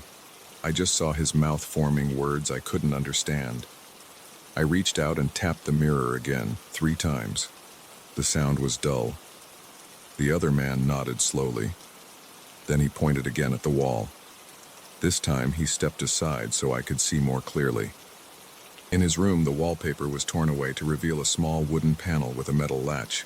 It looked like a hidden door or compartment. I looked at my own wall. It looked normal. I pressed my ear against it. The surface felt normal. No hollow sound. Just old plaster behind the wallpaper, I guessed. The other man stepped back and sat on his bed again, folding his arms. I backed away from the wardrobe and turned on the lamp. The warm light filled the room. I looked at the mirror again. The reflection now just looked normal, except my reflection was still delayed. The twisted room behind my reflection remained, and so did the other man, still sitting there. I rubbed my eyes, walked out into the hallway, and flipped the switch for the overhead light. Bright light washed over everything. I came back in. The other room still showed in the mirror. The other man was still there. It didn't matter how much I blinked. It was not my imagination. I felt my throat go dry again. I needed water. I didn't want to leave the room because I thought something might change while I was gone. But I had to. I hurried downstairs, turned on the kitchen light, filled a glass at the sink, and drank it in one go. I splashed water on my face, felt the cold sensation wake me up. My heart was still pounding. I hurried back up. Nothing had changed. The other man was still there. He looked patient. He just sat. I realized he was showing me something. I walked to the wall he had pointed at and examined the wallpaper carefully. At first, I saw no difference. I ran my fingers along the edge where the wallpaper met the corner. I pressed lightly, feeling for a gap. My fingertips felt a slight crack in the plaster. I pulled at the wallpaper. It tore a little. I hesitated. The house was mine now. I could tear wallpaper if I wanted, but it felt strange. I looked at the mirror. The other man gave a single nod as if encouraging me. I used my fingernail to lift the corner of the wallpaper. It peeled slowly, making a soft ripping sound. Beneath it, I saw old wood. It did not match the rest of the wall. There was a rectangular piece of wood about 2 feet wide and 1 foot tall, fitted into the plaster. It had a small hole at one end, maybe for a handle. I tried to pull it. It was stuck. I looked back at the mirror. The other man stood up again, walked closer, and tapped where his latch would be. I pressed where I thought a latch might be in my wall. I felt something move under my thumb. I pushed harder. I heard a soft click. The panel popped open slightly. I gripped its edge and pulled it out. Behind it was a shallow compartment. Inside, I saw a small wooden box, dusty and plain. I pulled out the box. It wasn't heavy. I opened it. Inside were a few old papers and a large iron key. The papers looked like old property records, handwritten notes, and something that looked like a diagram of the house's layout. The handwriting was old-fashioned, a bit faded. I didn't care about that right now. I held the key in my hand. It felt cold and smooth. I looked at the mirror. The other man watched me carefully. He nodded once. Then he stepped back, returned to his bed, and sat down. He stared at me for a long moment. I waited, but he made no more gestures. I tried to say something, but he couldn't hear me, and I couldn't hear him. I took the box and key and placed them on my bed. I examined them under the lamp. The papers mentioned a locked storeroom in the basement. They showed a sketch of the house, with an extra space under the stairs that I hadn't noticed. The key probably opened it. I didn't know what I would find there, but the other man in the mirror had shown me this hidden compartment. Maybe he wanted me to find this stuff. I glanced back at the mirror. The reflection showed the twisted room still, but now I noticed that the other man's eyes looked less tense. He stood up and walked slowly to the mirror again. He lifted his hand and placed it flat against his side. I did the same. The glass felt cool. He leaned in as if checking my face closely. I saw details of his face, a small scar near his eyebrow, a faint stubble on his chin. He looked just like me, but tired. I didn't know how else to react. I stood there, pressing my palm to the glass, feeling a strange numbness in my fingertips. After a few minutes, the other man lowered his hand. He stepped back, turned around, and walked to the door of his room. I hadn't noticed his door before. It was in the same place as my door, but his hallway looked darker. He paused at the threshold, looked back at me one more time, and then left. I watched him go. He did not come back. I waited a bit longer, then turned off the lamp and tried to sleep. It was hard. My mind was full of questions. I stared at the ceiling, listening to my breathing, feeling my heart gradually slow down. Eventually, I dozed off. In the morning, I woke up with a stiff neck. I got up slowly, my muscles sore. I looked at the wardrobe. It reflected my room as it was. There was no delay in my reflection. I moved my arm up and down. Perfect sync. My heart sank a bit, thinking maybe I'd imagined the whole thing. But I turned to the wall and saw the torn wallpaper. The hidden compartment was there, the box and key were on the bed, so it was real. I got dressed, pulled on jeans and a shirt, and tied my shoes. I took the key and the box with me. Downstairs, I searched for a door under the staircase. I found a panel that didn't match the surrounding wall. I tried the key. It turned, scraping metal against metal. I opened it. Inside was a small storeroom, dusty and dark. I shined a flashlight inside. There were old tools, a metal trunk, and a few wooden shelves. Everything smelled like old wood and iron. No one had been in there for a long time. I dragged out the trunk, opened it, and found old letters, a broken lantern, and a metal plate engraved with the house's original address. Nothing shocking, just old stuff. I brought it into the light and examined it piece by piece. The letters referred to repairs done decades ago, some unpaid bills, and a list of furniture that used to be in the house. The metal plate showed an old street number that had changed since. None of it answered my questions about the other man or the strange mirror. I stayed in the house for the rest of the day. I kept going back upstairs to check the wardrobe. It looked normal. I tapped the mirror. My reflection tapped back immediately. No delay. I moved side to side. Everything looked fine. I closed the wardrobe doors, reopened them. They still showed my room exactly as it was. I even touched the back of the wardrobe's interior. Solid wood. At night, I waited in bed with the lamp on, watching the mirror. After a few hours, my eyes grew heavy. Nothing happened. Eventually, I turned off the lamp. The moment I did, the reflection seemed to lag again, just for a split second. I jumped out of bed and approached the mirror. My reflection was again slightly delayed. I sucked in a breath and waited.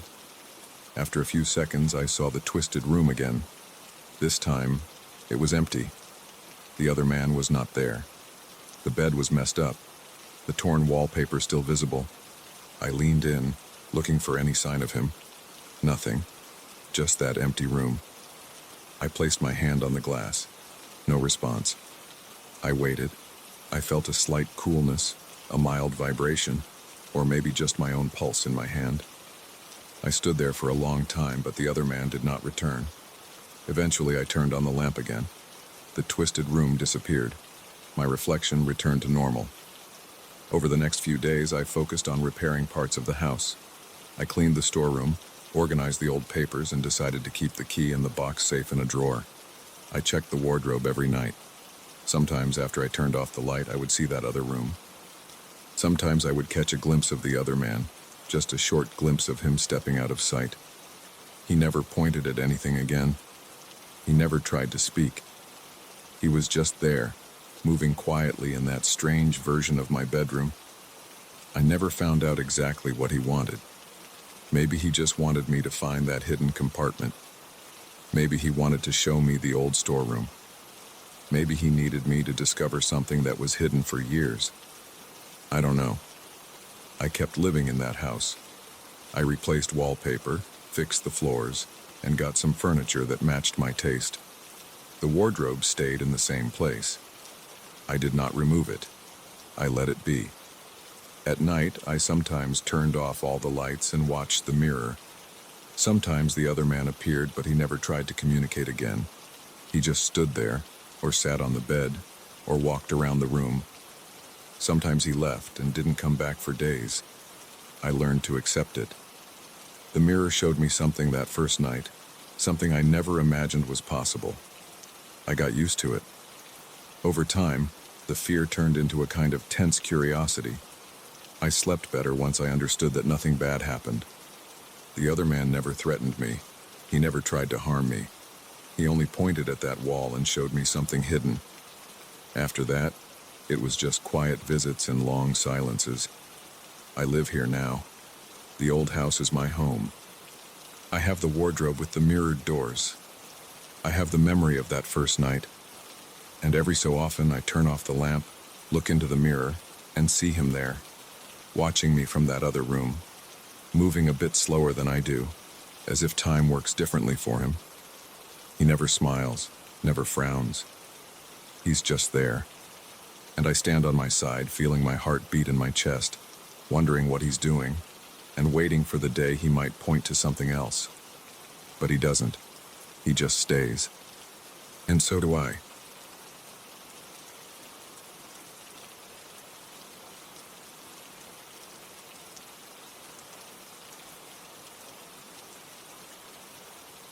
I got the letter on a Thursday afternoon. It arrived in a plain white envelope with my address on the front and no return address. I remember feeling a slight discomfort as I opened it, expecting at least a company logo or some printed advertisement. Instead, I found a single sheet of paper completely blank. I held it up to the light, felt its texture, and examined its edges, but saw nothing. At first, I thought it was some dumb prank. I tossed the envelope aside and placed the paper on my kitchen table, annoyed but not concerned. I went about my day without thinking much about it. That evening, as I was sitting in the dim light of my living room, I noticed the envelope and the paper still on the table. I had a small candle lit nearby because the overhead light in that room tends to flicker. I don't know why, but I picked up the blank sheet and held it near the candle just out of curiosity. The heat of the flame made my fingertips warm. As I brought the paper closer, something appeared on its surface. Black letters formed slowly, as if drawn by an invisible hand. I leaned in, trying to read them. I saw the start of a sentence, but as I tried to focus, the words faded. I tried again, holding the page closer to the flame, tilting it slightly. For a second, I saw clear black letters. I made out a few words, something about watching and you, but then the letters vanished. I felt a strange rush in my chest, like a mild panic. I set the paper down and blew out the candle, my heart beating fast. I spent the rest of that night wondering what I had just seen. There were no obvious marks on the paper in regular light. I tried holding it under a lamp, even in front of my bathroom mirror, but nothing came up. Only near the candle flame had those letters appeared. I kept thinking about it, unable to relax. I had a late dinner and tried to watch some TV. But after a while, I returned to the table. I lit the candle again and tried once more to see the words. This time, I noticed a faint outline of letters forming. I leaned in, holding my breath. The letters turned darker for a split second. I saw something like "do not," and then they disappeared again. My neck was tense and I felt a kind of stiffness in my jaw. I tried a third time, bringing the paper so close to the flame that I worried I might scorch it, but still the letters refused to stay. I kept seeing fragments. Do not. I am. You. They would appear in bursts and then fade. My shoulders grew tight, and I could feel my legs trembling. I gave up for the night. The next day, I tried to forget about it. I went to work, returned home, made myself a simple meal, and pretended the letter did not matter. But I was lying to myself. Deep down, I needed to know what the hidden words said. That night, I sat down at my kitchen table with the candle again. I waited until it was completely dark outside. I turned off every light in the house except for the candle's flame. The room was quiet. I could hear my own breathing. I held the paper in front of the flame and watched carefully. The letters appeared and disappeared too fast. I tried moving the paper very slowly, changing angles, trying to catch the full sentence. The paper seemed to grow warmer in my hand, and a chill ran down my spine each time the letters formed and vanished. My fingers were getting sweaty, and I wiped my hand on my pants. As I tried again and again, I began to hear soft sounds around me. At first, I thought it was the wind outside or maybe the old wooden beams in the ceiling, but then I realized these were voices, very faint, whispering from different corners of the room. I froze. My throat tightened. I set the paper down and looked around. I saw nothing but the empty room. Still, the whispering continued, coming from near the walls, under the table, behind my chair. The voices had no clear words, just a muffled sound, like air passing through clenched teeth. I felt the hairs on my arms stand up. My heart pounded and my head felt light. I forced myself to stay calm. I reached for the paper again and tried once more, holding it near the flame. The letters flashed in front of my eyes, and this time I caught a few words clearly. Do not ignore. Before I could read more, they vanished. I breathed hard, and the voices grew louder. I heard angry whispers and something like a hiss. I lowered the paper and said in a shaky voice, "Who's there?" No one answered. The voices did not stop. My stomach felt tight, and I could feel sweat on my forehead. I tried to act tough. I stood up, walked around the room, searched behind the curtains, checked the locks on the windows. Nothing. The whispering never ended, but it never got loud enough for me to identify words. After an hour or so, I gave up. I blew out the candle and went to bed, trying not to think about it. I did not sleep well. I woke up many times that night, sweating and breathing heavily. On the third night, I decided to record what was happening. I put my phone on the table, opened a voice recording app, and started filming with its camera as well. I placed the candle in the center of the table and sat down. I tried to keep my hands steady. The paper looked so ordinary under the candlelight. I held it up once again and watched as the letters flickered into view. I saw a phrase, "Do not ignore this warning." I tried to hold the paper still, and I read a bit more. "I am watching you," and then it vanished again. I exhaled sharply, and the whispering started again, this time closer, right behind my chair. I whipped my head around, saw nothing. I listened to my phone's microphone hiss quietly.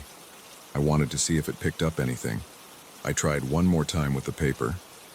This time I got a longer glimpse. "Do not ignore this warning. I am watching you. Do not try to run. I know where you are." My heart pounded so hard it hurt. I felt sweat running down my back. My hands were shaking so badly I almost dropped the paper. The voices got louder. I could hear them circling around me.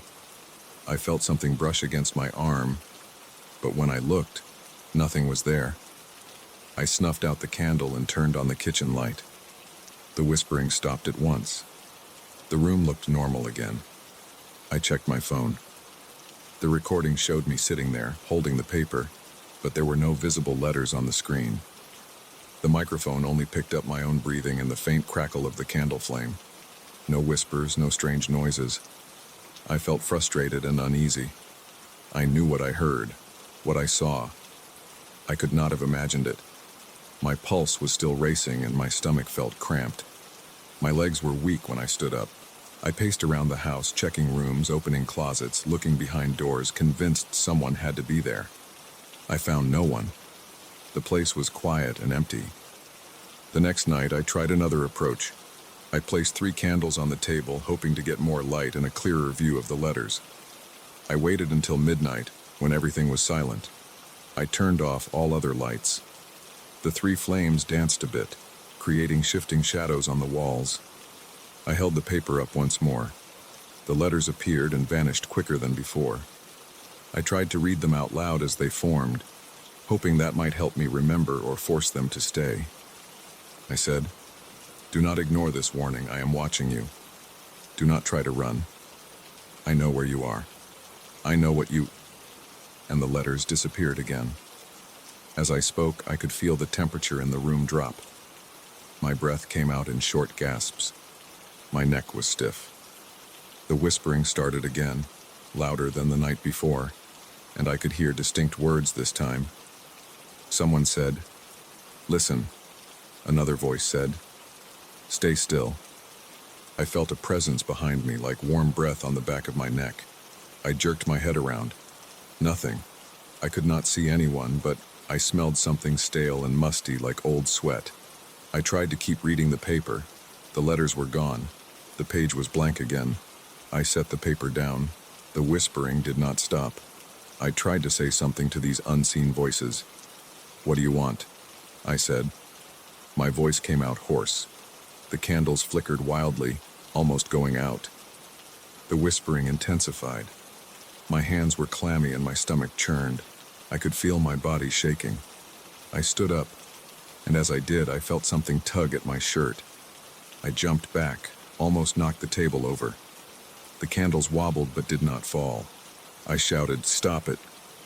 The whispering grew quieter, then faded away. leaving me alone with my own heavy breathing. I turned on the kitchen light again. The normal light made the room feel small and empty. The silence weighed on me and I felt dizzy. I did not sleep that night. I sat on my couch, keeping all the lights on. I stared at the letter which I had placed on the coffee table. It looked so plain, a simple white sheet of paper. I wondered if I should just throw it away, but I could not bring myself to do it. I did not know why. Maybe I thought I needed to solve this mystery. Maybe I was afraid that throwing it away would make things worse. I stayed awake, watching the paper, my heart racing every time I thought I heard a creak in the walls or a tap on the floor. The following night, I tried a different candle.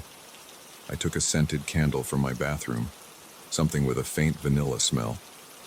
I thought maybe the type of candle mattered. I placed it on the table and lit it. The flame was smaller and steadier. I held the paper up. The letters appeared briefly. I caught only a few words.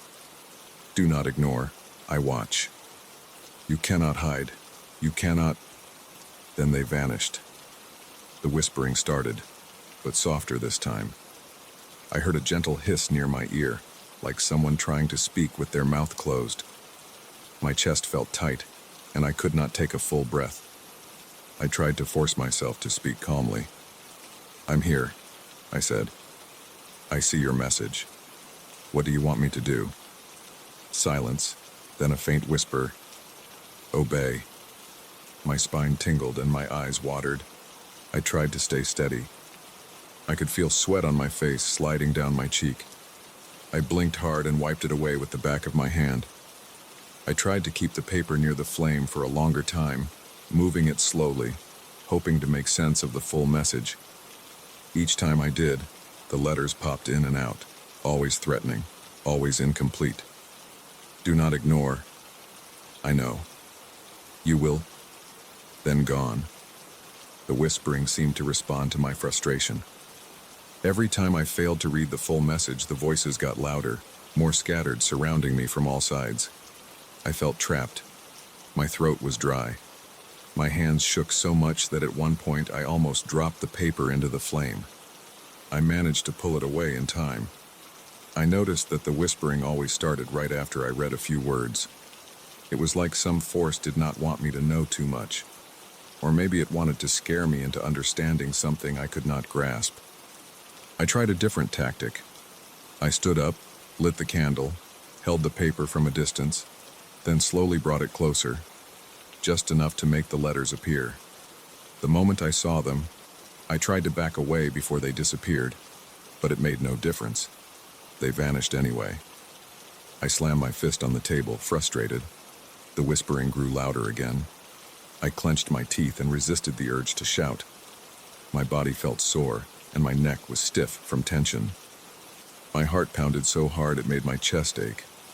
After several nights of this, I stopped bothering to record or try different methods. I stuck to the candle and the paper, forcing myself to face whatever was happening. Each night, I approached the paper the same way. Each night, the letters teased me with threats and warnings. Each night, the whispering voices surrounded me, making the air thick and hard to breathe. I was tired. My eyes were bloodshot from lack of sleep. My hands trembled constantly, even during the day. I ate less and I felt on edge all the time. I jumped at every noise outside. I checked my door locks 3 or 4 times before lying down at night. Even when I tried to sleep, I felt as if someone stood at the foot of my bed staring at me, breathing quietly. I never got a full sentence. I never learned exactly what the message said or who sent it. I only got pieces. Do not ignore this warning. I am watching you. Do not try to run. I know where you are. I know what you do. You cannot escape. Obey. That was the gist of it. Every attempt left me tense and shaking. The whispering did not stop. It followed me every time I lit that candle and tried to read. After a while, I realized that I could not get more information. I was stuck with this puzzle that only brought me fear and exhaustion. On the last night I tried, I told myself that I would give it one final shot. I sat down in the dark with the candle, held the paper up, and read the few words I could. As expected, they vanished too soon. The whispering started up, swirling around me, making my skin crawl. My muscles were tight, and my breathing came in short bursts. I felt my heart hammering in my chest. I could hear my pulse in my ears. The voices got louder, and I shouted, "I've had enough, stop." They did not listen. I grabbed the letter, folded it up, and shoved it back into the envelope. I left the candle burning and stormed out of the room. The whispering faded as soon as I left, like I had escaped a small pocket of reality that existed only at that table, with that candle and that piece of paper. I locked the letter inside a drawer. I still hear faint whispers sometimes when I stand too close to that drawer at night with the lights off, but I do not open it anymore. I keep the lights on and avoid using that candle. I try to ignore the tension that lingers in my house. I do not know who sent that letter or why. I have no answers. I just know that every attempt to read it, every time I tried to understand, brought more fear, more whispered threats, and no relief. Now I do my best to live with the uncertainty. It is better than the alternative, standing there in the dark, sweating and shaking, listening to those voices I can't see. I may never know what was written in full, and I may never get rid of that letter. But I will not go near it with a candle again. That's the only choice I have if I want to keep my sanity.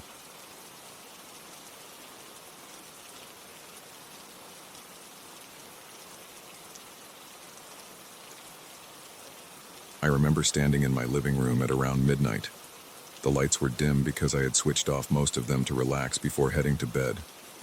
The neighborhood was quiet. Outside, I could not hear any traffic or voices. It was the kind of silence I usually found comforting. But that night, something felt off. I noticed a dull, repetitive sound coming from above. It was a muffled bump or scrape, repeating every few seconds. It came from the ceiling, from somewhere I had never gone before, probably the attic. I had not thought about that attic in years. I never used it. The hatch was at the end of the hallway, above a step ladder that I kept folded against the wall. The idea of going up there felt strange. I had no reason to go before, and I had always assumed it was empty or filled with dust. But the sound did not stop. At first, I tried to ignore it. I leaned against the armrest of the couch and waited, thinking it might be pipes settling or an animal walking around. But the noise had a rhythm. It was not random. It was consistent. Every few seconds something tapped, scraped, then went quiet. After about 5 minutes, I could not let it go. I turned on the hallway light and looked up at the small attic hatch. I had to stand on a stool to reach it. I placed the stool directly underneath and tried to push the hatch open. It was stiff and covered in a thin layer of paint that stuck around the edges. After a hard push, the wooden panel lifted. A musty smell came down at me. It was dry, stale air that made my eyes water a little. I coughed and wiped my face with the back of my hand. I considered grabbing a flashlight. I walked back to my closet and took out a small LED flashlight that I kept for power outages. It had fresh batteries, so I turned it on to make sure it was bright enough. The light was clear and strong. I grabbed a dust mask from the kitchen drawer because the smell had made me cough. I pulled on an old jacket and some gloves because I did not know what I would find up there. Then I returned to the hatch, climbed the stool, and stuck my head inside. The flashlight beam cut across a wide, open space. It was larger than I expected. The attic was not just a cramped storage area. It had a surprising amount of room. The floorboards looked old, with some gaps and cracks. There were no boxes, at least not in front of me. I pulled myself up and stood carefully, making sure the boards could hold my weight. I swept the beam of the flashlight around. I saw shelves against the walls. They were old wooden shelves, all empty. Not a single item sat on them. The wood looked worn and pale, as if something had scraped against it over a long time. In one corner, I spotted masks. They were lined up on the floor, leaning against the wall. Each mask looked handmade, but they had no eye holes. There were 3 of them. They were wooden, with simple carvings around where the eyes should be, and small slits for mouths. The texture looked rough. The faces looked blank because of the missing eyes. I stepped closer to them, shining the light to see if there was any detail. They smelled like old wood and dust. The attic had no windows. The only light I had was my flashlight and a strange glow that seemed to come from nowhere. I noticed something odd. The air looked slightly brighter near the center of the attic, as if the moonlight somehow leaked in through cracks that did not exist. I pointed the flashlight at the ceiling. It had no vents or skylights. It was solid wood. Yet I could see faint silvery light across some sections of the floor. It did not make sense. The house was old, and I knew that the roof was intact. The moonlight outside would not come in. But there it was, a faint light that allowed me to see some details without relying entirely on the flashlight. The sound had stopped. I listened carefully. The tapping was gone, replaced by a soft rustling sound. It sounded like fabric being dragged across the floor. Then I heard whispering. It came from behind one of the shelves. I could not make out words at first. I moved slowly, trying not to make noise with my shoes. As I got closer, I heard voices. They were low, mumbling, and they sounded like multiple people talking at once. Some words were too quick to understand, but I caught my name. They were talking about me. I froze. My heart thumped, and my palms started sweating inside the gloves. I tried to shine the light where the voices came from, but there was no one there. The shelf was empty. The wall was bare. The whispering continued. They said my name again in different tones. I heard one voice, deeper than the others, say it slowly and with care. Another voice repeated it, faster and more urgent. I did not know what to say. I stayed quiet. I did not see anything moving in that spot, but I felt something. The air changed pressure. It felt heavier. My breathing grew shallow. I wanted to leave, but I also wanted to know what was happening. I took a step back. The floor creaked under me. The whispering stopped for a moment. Then it resumed, louder. Now I could understand a few more words. They were arguing. One voice told the others to stay quiet. Another voice said that I was here, that I had come up. I tried to find the source by walking around the attic. I kept my flashlight aimed ahead. My steps were careful. I leaned forward and looked behind the shelves. There were no cables, no vents, no hidden speakers, just dusty corners and empty spaces. I turned toward the masks again. Something had changed. They were not in the exact same position as before. I remembered their arrangement. The 3 masks had been side by side, all facing forward. Now the middle one faced slightly to the right. I knelt down, shining the flashlight on it. I reached out and touched it. The wood was cool and dry. I tried to see if maybe a breeze had moved it, but there was no breeze. The air was still except for the feeling that it might be breathing. I mean that in a literal way. The floorboards seemed to shift slightly, as if something underneath them expanded and contracted. I felt a vibration under my boots. I steadied myself. I pressed my hand against the floor. It felt solid, but there was a subtle movement, like a gentle rise and fall. It made me uneasy. I did not want to think about what could cause that. Then I heard another sound, a scraping noise behind me. I spun around, holding the flashlight in front of me like a weapon. In one corner of the attic, crouched low near the floor, I saw a shape. It was a form, darker than the rest of the space, hunched over as if hiding. It did not move. I tried to see details, but I could not. It looked like a person or something shaped like a person. It was silent and still. I thought about saying something. My throat felt tight.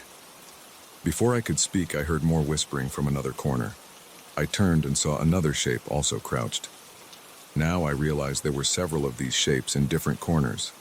They stayed low, pressed into the corners where the walls met. Their forms were blurry in the strange light. I counted at least 3, maybe 4. None of them moved closer. They just stayed there. The whispering rose and fell. The voices said my name again. I asked, "Who are you?" My voice sounded too loud in that quiet space. The whispering continued. None of the shapes responded directly. They just kept talking among themselves. Their voices were human-like, but I could not see faces. I could not see eyes or mouths. I thought about leaving. I took a step toward the hatch, but when I looked back at where I had come from, I could not see the opening. The hatch should have been near the place I climbed up. I moved the flashlight beam along the ceiling and the floor, but the hatch was gone. I felt panic rising. My breathing got faster. My heart pounded. I felt the sweat on my forehead and in the small of my back. I told myself to calm down. I walked back to the shelves, trying to retrace my steps. The attic floorboards creaked with every move. I checked the walls carefully. I found the place where I should have come up. The ladder should have been right there, sticking down into the hallway. But I saw only more floorboards and a solid wall. I pressed my hand against the wood. It was firm and real. I listened. Down below, I should have been able to hear some faint sound from my house. Maybe the refrigerator humming or the clock ticking. I heard nothing. I only heard the whispering voices and the soft, rustling sound. I felt trapped. I considered what I could do. I decided to walk around the attic, checking each corner. I walked slowly, keeping the flashlight pointed ahead. When I approached the first crouched shape, it faded back into the darkness, sliding away without a sound. I did not see it move its legs or arms. It just shifted out of sight. I reached the corner and found nothing but dust. I sneezed. My eyes stung from the dry air. I went to the next corner. The shape there also vanished as I got close. I tried to catch it with the flashlight beam, but it was too quick or too subtle. Again, I saw only empty space. I could hear them, though, behind me, whispering. They were always behind me, no matter where I turned. I tried talking again. I said my name. I said I lived downstairs. I asked what they wanted. The voices continued to argue. I heard them say my name in different ways, stretching the syllables. I heard them say, I should not be there. I heard them say, I belonged there. They contradicted each other. They did not seem to agree. I tightened my jaw and gripped the flashlight harder. My fingers were shaking. I pointed the flashlight at the masks again. Maybe I could interact with those. I walked over to them. This time all three masks faced inward as if looking at each other. I knelt down and picked up one mask. I turned it over. On the back, I saw scratch marks. They were shallow grooves running in random patterns. I ran my gloved finger over them. The grooves felt recent. I set the mask down. The floor suddenly felt softer in that spot, like damp wood, but it was not wet. It did not give under my weight, but I sensed it might if I pressed harder. I decided not to. I took a deep breath and tried to think about a way out. I stood up straight and walked in a circle, shining the flashlight on every surface. The attic looked the same in every direction. The shelves were empty, the masks were on the floor, and the corners were dark. The whispering went on. Sometimes it sounded like multiple voices overlapping. Sometimes I thought I heard footsteps behind me, but when I turned, there was nothing. I tried to find a wall that might give way. I pushed against one of the shelves. It creaked, but did not move. I bent down and tried to lift a floorboard. It would not budge. I knocked on the walls and listened. The whispering got louder as I did that, like they did not want me to disturb anything. After a few minutes, I noticed a subtle movement in the ceiling above. The ceiling board seemed to shift slightly, forming a small gap. A faint beam of moonlight shone through. I stared at that beam of light, trying to figure out where it came from. If I followed it, maybe I could find a clue. I moved underneath it. I looked up. There was no hatch, no window, but I could see that the ceiling looked thinner there. I reached up with one hand and pressed against it. The wood felt pliable, as if it could bend. I pushed harder. I heard a crack and the whispering grew more agitated. The voices sounded upset. They said my name again, louder. I pushed again, harder this time. The wood splintered a bit. Dust rained down on me. I coughed and shielded my eyes with my arm. I did not want to stop. I wanted out. My arms trembled, but I kept pushing and picking at the crack, trying to widen it. The whispering turned into a kind of hushed hiss. I heard some of the shapes skitter across the floor behind me. I did not look back. I shoved the flashlight in my mouth, holding it between my teeth, and used both hands to pull and push at the boards. My fingertips hurt from pressing against the rough edges. Eventually, I pried one small board loose. A thin rush of cooler air came through. I could smell the outside air, fresh and slightly damp. I kept pulling at the ceiling. I did not care if it damaged anything. I just wanted an opening. I got another board loose and more dust fell. I spat out the flashlight, holding it in my hand again. I could see a small opening now. It led to darkness, but it felt different from the attic darkness. I reached up, grabbed the edge, and hauled myself up. The whispering voices hissed again and then fell silent. As I pulled my torso through the gap, I felt something brush against my leg. I kicked blindly. My foot connected with nothing but air. I wiggled through the gap. I did not know where I was going. I just knew it could not be worse than staying down there. The space above the attic ceiling was cramped. I had to crawl. I shone the flashlight around. It was like a narrow crawl space with insulation and wooden beams. I recognized normal house construction. This looked right. I moved along the beams, careful not to put a knee through the drywall.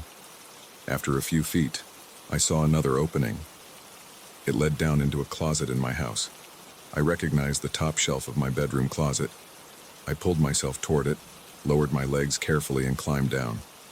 My knees hit familiar carpet. I smelled my laundry detergent from the clothes on the shelf.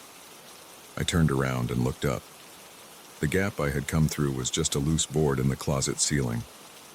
I did not see the attic I had left. It was just a normal space. I reached up and felt the boards. They were solid, nailed in place. No opening, no mysterious room. I took a minute to catch my breath. My heart was still pounding. My clothes were covered in dust. My hands shook. I turned off the flashlight and listened. The house was quiet. The refrigerator hummed softly. I could hear the faint tick of the clock in the hallway. There was no whispering. I stood up, walked out of the closet, and checked the hallway. The attic hatch was closed as it always was. I touched the hatch. It felt normal, just a stiff piece of wood. I stood there for a while, breathing slowly, feeling my heart rate return to normal. I did not know what I had just experienced. I looked at my gloves. They were dusty. I smelled the stale scent from them. I walked to the bathroom and washed my hands. The gloves left a thin layer of dirt in the sink. I rinsed it away, dried my hands, and returned to the hallway. Everything looked normal. I turned on more lights, checking each room. Nothing was out of place. I never heard that noise again. The attic remained sealed, and I never attempted to open it. I spent the rest of that night awake, sitting in the living room with every light on, listening carefully.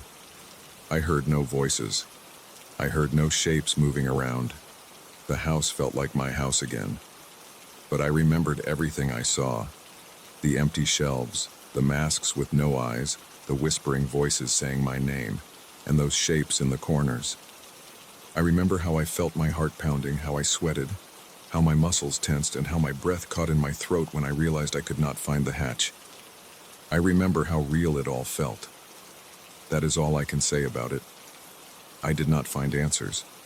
I just know I went up there and I came back down. Nothing else happened afterward. The attic stayed quiet and I never went back. I keep telling myself it was some kind of mistake or maybe a half-dream, but I know how real it was. It is something that will stay with me every time I look up at that ceiling.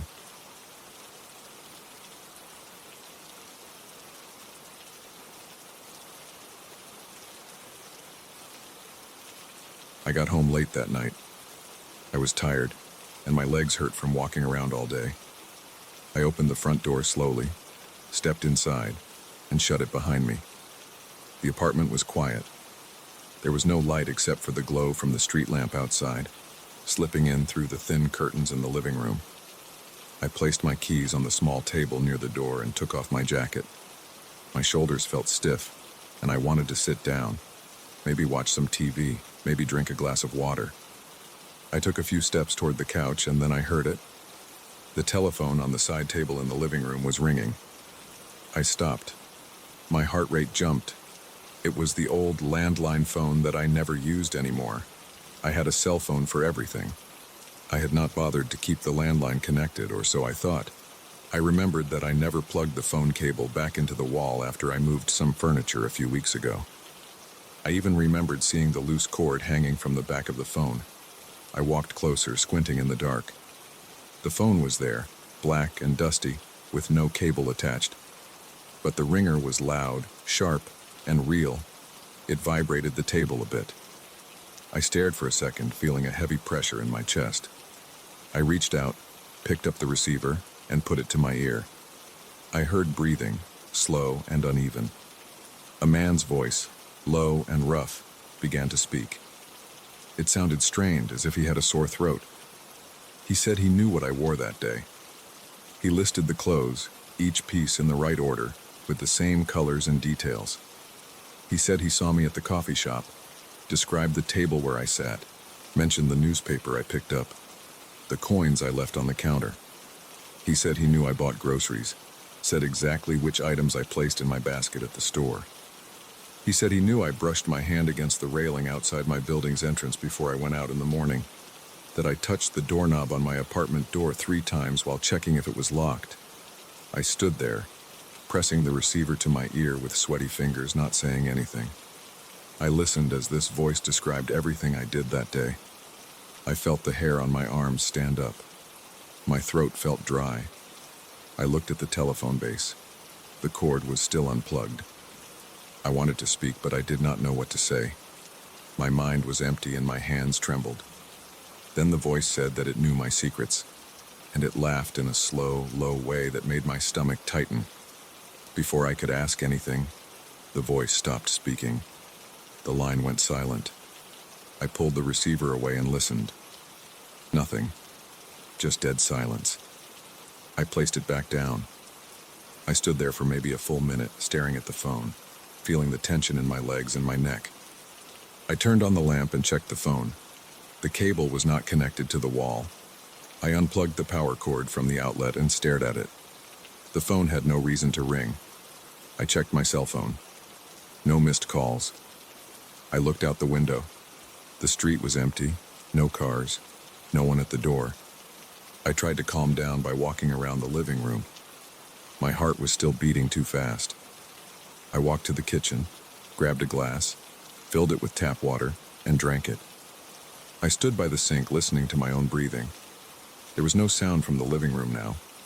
The apartment felt too quiet and empty. I tried to tell myself that maybe I was too tired. Maybe I imagined something. But I knew I heard the ring. I felt it under my fingertips when I picked up the receiver. The voice was real. The details he mentioned were real. There was no way I imagined those details. I placed the glass down.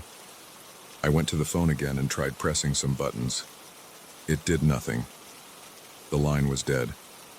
I dropped onto the couch and stared at the ceiling. I did not sleep well that night.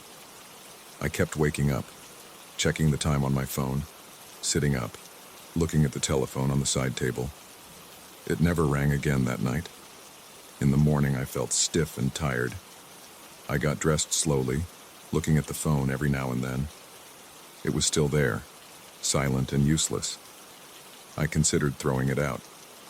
I picked it up, checked the back of it. There was dust around the base and no batteries inside. It had no way to function without the cable. I took it to a drawer in my bedroom and locked it inside. I thought maybe I would get rid of it later. I went on with my day. I showered, got dressed, and left for work. I tried not to think about the voice, but it stayed in the back of my mind. I tried to focus on my job, but I kept remembering how the voice knew every little detail. I wondered if I was being followed. I looked over my shoulder a few times when I walked outside. I scanned the faces in the crowd. I checked reflections in the store windows. Nothing seemed unusual. At work, I sat at my desk, tried to do what I always do, but I could not focus. My hands were shaking a bit. I told a coworker I didn't sleep well. I said I had a weird night, that's all. I did not mention the phone call. I did not want to sound strange.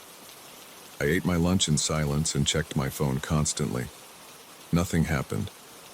When I left work, I walked home a bit faster than usual. I kept looking around, trying to see if someone was watching me. I went into my building, up the stairs, and got to my door. I paused before unlocking it. I listened. Nothing inside. I stepped in. I did the same routine, put my keys on the table, took off my jacket, sat on the couch. I tried to turn on the TV to distract myself. The TV was on for a while.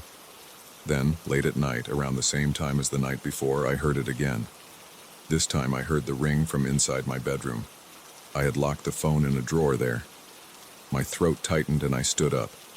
I went to the bedroom. The drawer was closed. The ringing was louder than the night before. I reached out, pulled the drawer open.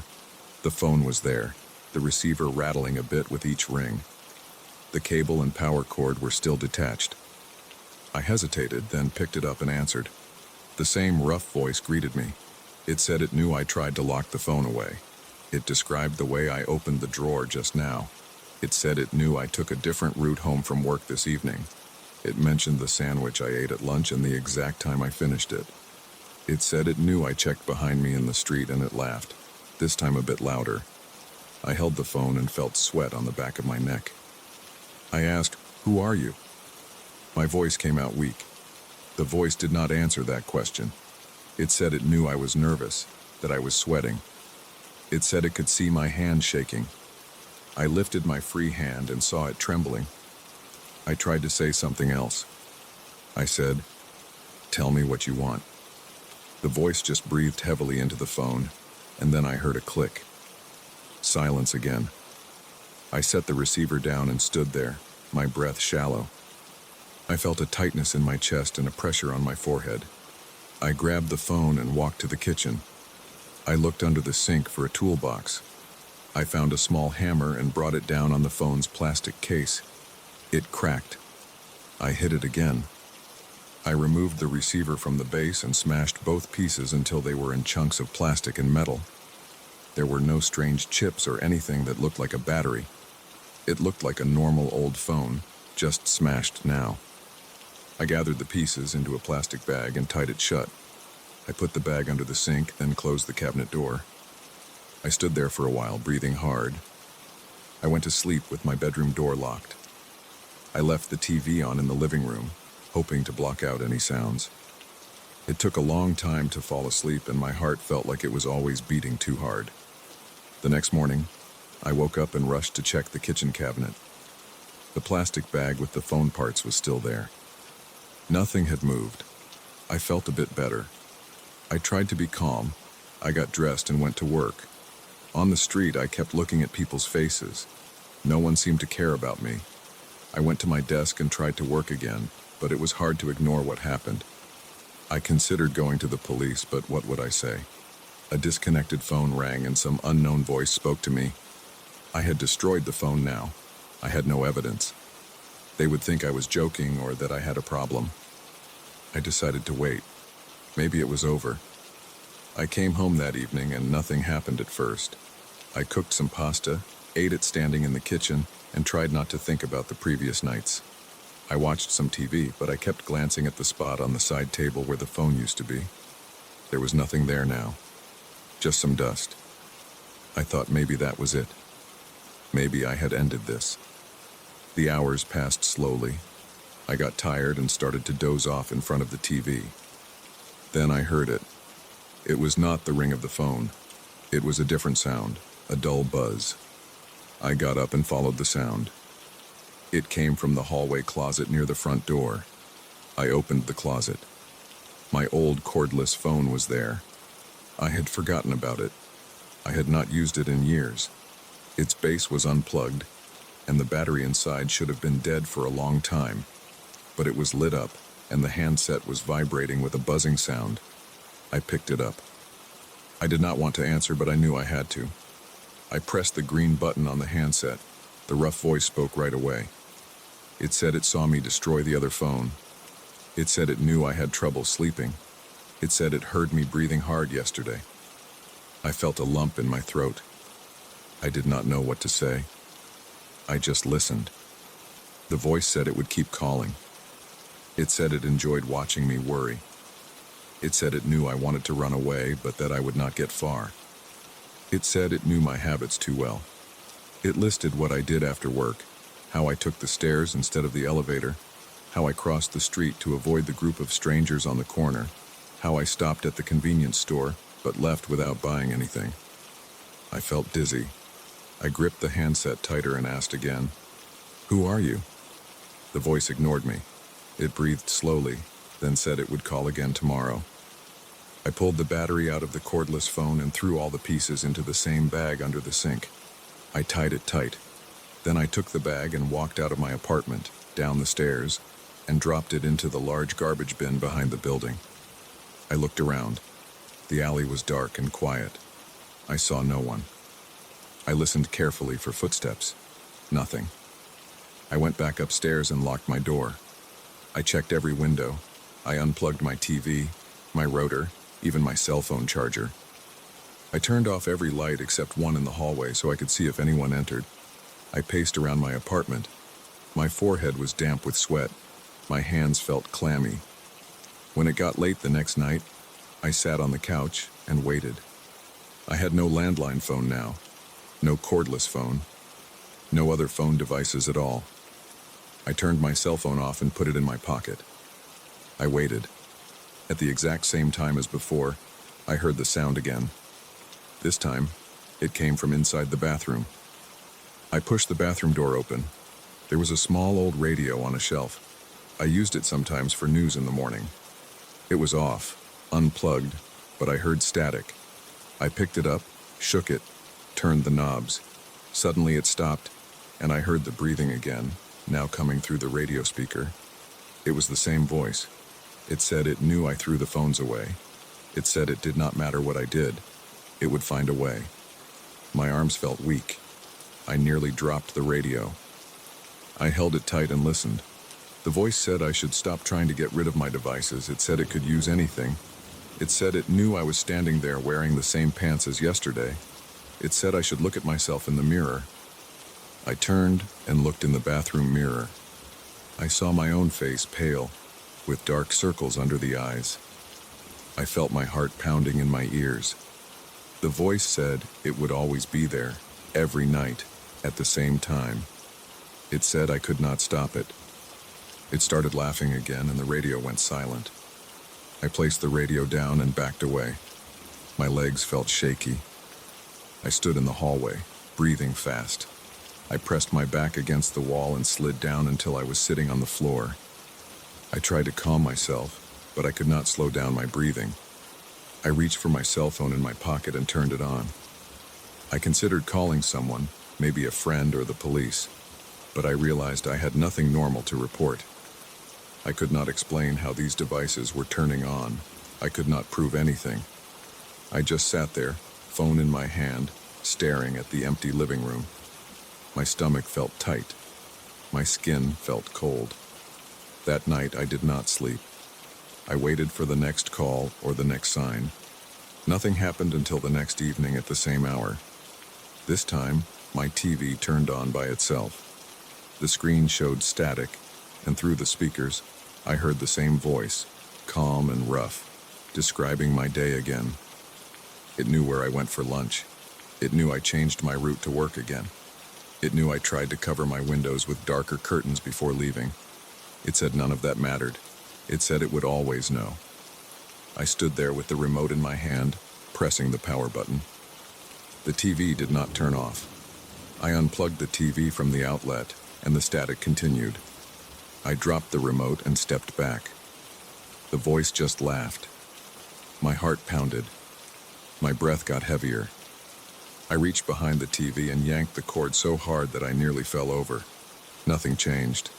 I put my hands over my ears and closed my eyes, but I could still hear it. I sat down on the floor, breathing fast, and waited for it to stop. After a few minutes, the laughter faded. The static died down. I opened my eyes and saw that the TV was off. The screen was dark. The silence was back. I waited, sitting there, too scared to move. I knew tomorrow night it would come again.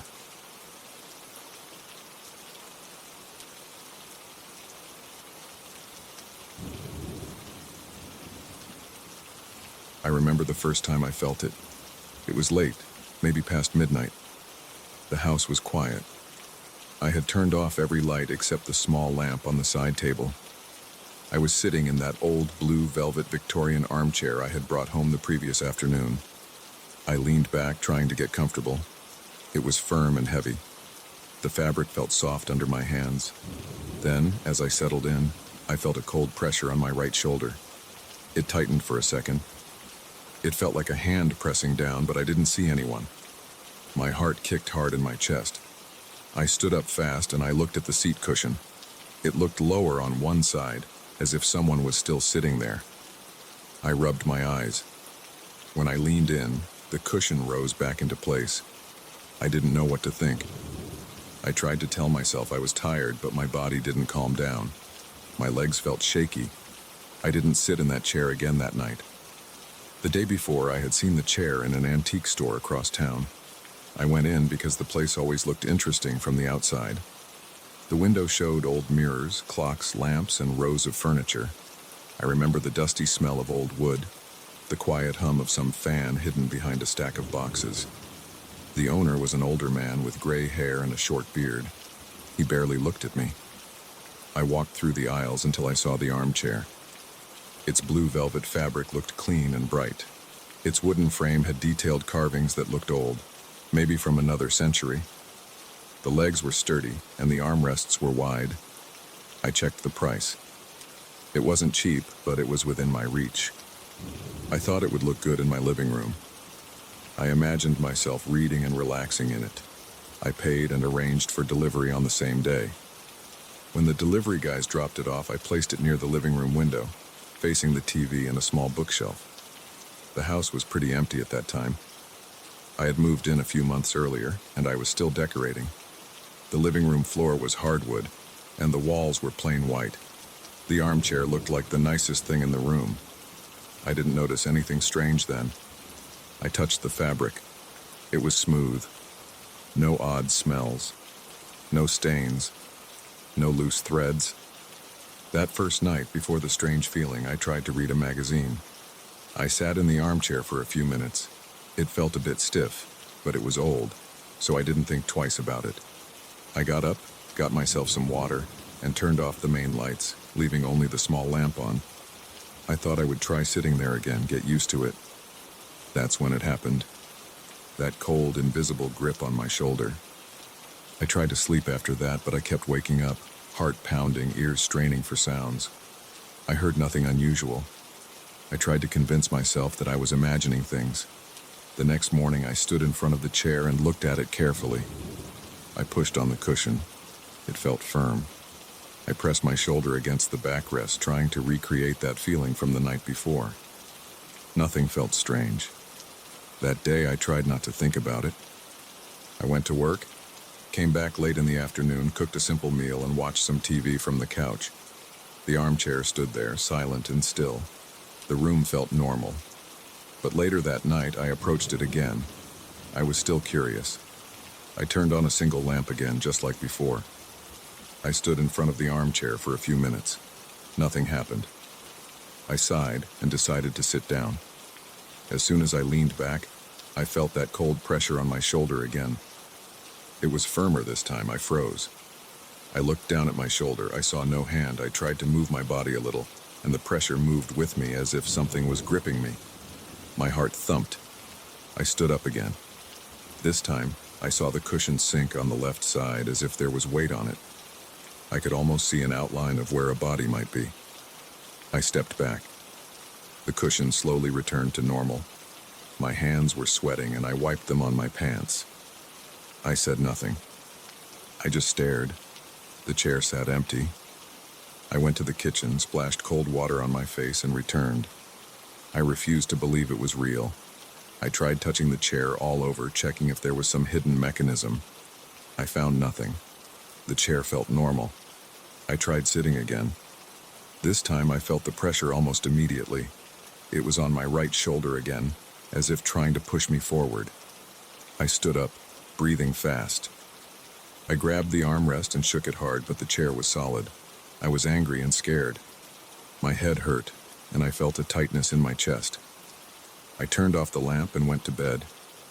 Over the next few days, it kept happening. I would come home, ignore the armchair for a while, but every time I tried to sit in it, I felt that cold, invisible touch. It always came from the same side, always pressing on my shoulder. At first it was a simple pressure, but after a few nights it started to push more insistently. It was as if it wanted me to stand up and move somewhere. Whenever I got up, I noticed the cushion would remain depressed for a moment, like someone rising slowly after me. It was not my imagination. I couldn't explain it, but it was real. I started feeling nervous in my own living room. I approached the armchair only in daylight, trying to figure out if there was something about the fabric or the frame. I ran my fingers along every seam, checked under the seat, looked at the wooden legs, tried to see if there was any kind of device. I found nothing. The store had not mentioned anything strange. It was just an old Victorian armchair, they said. I considered calling the store, but what would I say? That something invisible was sitting in it and pushing me around. A week passed. The feeling got stronger. One night I tried to resist it. I sat down, and the cold hand pressed down on my shoulder. I tried to ignore it. I tried staying still and refusing to move. The pressure increased until it was uncomfortable. I felt my heart racing again. My jaw clenched. I couldn't ignore it. It made my skin crawl. Finally, I stood up. The pressure didn't disappear. It guided me around the armchair, nudging my shoulder forward. I felt it turning me toward the hallway that led to the back of the house. I stopped walking. I felt the pressure push harder. I started sweating. The hair on my arms stood up. I walked forward. The pressure lessened, as if satisfied that I was moving in the right direction. I reached the end of the hallway. There was a closet door there, along with a linen cabinet next to it. The pressure on my shoulder moved a bit, pushing me toward the corner where there was an old armchair cover folded on a small stool. I kept looking around, shining my flashlight from my phone, trying to see something unusual. I saw nothing special. The pressure let go as soon as I stopped near that corner.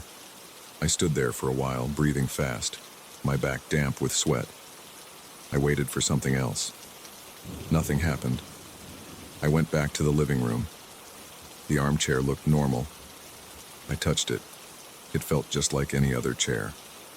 The next evening, I decided to follow the guidance more directly.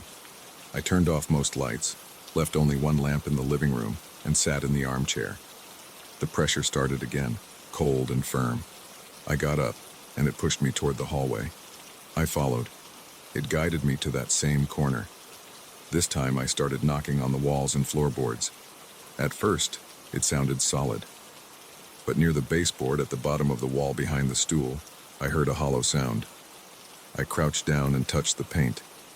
It felt normal, but when I pressed, a small section of the wooden paneling shifted. I pried it open with my fingers. A small piece of wood swung out, revealing a tiny hidden compartment. My heart was pounding. My mouth felt dry. I reached inside the compartment and pulled out a small metal box. It was old and rusted. It had a simple latch which popped open easily. Inside, I found a stack of letters wrapped in old cloth. I couldn't read them right away. The light was too dim, and my hands were shaking. I took the box back to the living room and placed it on the coffee table. I sat in the armchair. For the first time, I felt no pressure on my shoulder. I looked at the cushion as I sat down. It stayed even. I waited. I sat there for a good 10 minutes, breathing slowly, staring at the box. Nothing touched me. Nothing pressed my shoulder. The air felt normal. My body felt calmer. I got up and turned on the main light. I opened the first letter. The handwriting was old and uneven. It was dated from many decades ago, probably close to when the chair was new. It talked about the house, about some renovation, about hidden belongings. There were a few names I didn't recognize. The letters were short, mostly instructions and receipts. I didn't find anything valuable inside. They didn't mention anything supernatural, just old documents and notes maybe left behind by a previous owner. I closed the box and put it aside. For the next few nights, I tried sitting in the armchair again. I expected the pressure to return. It never did. The cushion never sank as if someone was sitting there. The seat felt like any regular chair. The blue velvet still looked nice. The frame still looked old and sturdy. Nothing felt strange anymore. I still felt uneasy in the house at night, but the armchair no longer bothered me. I even tried sitting there in the dark, leaving only one lamp on, just like before. Nothing happened. Over time, I started to relax. I left the metal box in a drawer and tried to forget about it. I focused on the house. I bought a new coffee table, added some paintings on the walls, replaced some bulbs with warmer lights. The armchair became my reading spot. I would sit there in the evenings reading the paper or flipping through a magazine. The fabric still felt soft. The chair still creaked a little when I leaned back, but that felt normal. Sometimes I wondered what caused that invisible hand to appear. It felt like it wanted me to find that hidden compartment. Once I had found it and removed the box, the presence vanished. I didn't tell anyone about it. I didn't want to sound crazy. I just went on with my life, using that armchair as if nothing strange had happened. The nights were quiet. I stopped waking up in the middle of the night. My heart stopped racing when I entered the living room. The floorboards stopped creaking under my feet. Everything felt calm. I never found out who left that box there or why. The letters were old and vague. I didn't pursue it further. I didn't feel like it was any of my business. I kept them in my drawer, but I never read them again. I never tried to locate the people mentioned in those letters. I just let it go. Now, when I look at the armchair, I see an old piece of furniture that fits the room. I see blue velvet and carved wood. I feel a comfortable seat and a solid frame. I don't feel cold hands. I don't see the cushion sinking when I stand up. And I don't feel anyone guiding me through my own house. I sit, I rest my elbows on the armrests, and I enjoy the quiet. The house feels normal. I don't have an explanation. I don't need one. The presence is gone, and I can sit in my armchair without feeling a chill on my shoulder. I can lean back without feeling a push to move somewhere else. I can relax. My heart stays steady, my palms stay dry, and the room stays still. The armchair is just an armchair now, and I'm fine with that.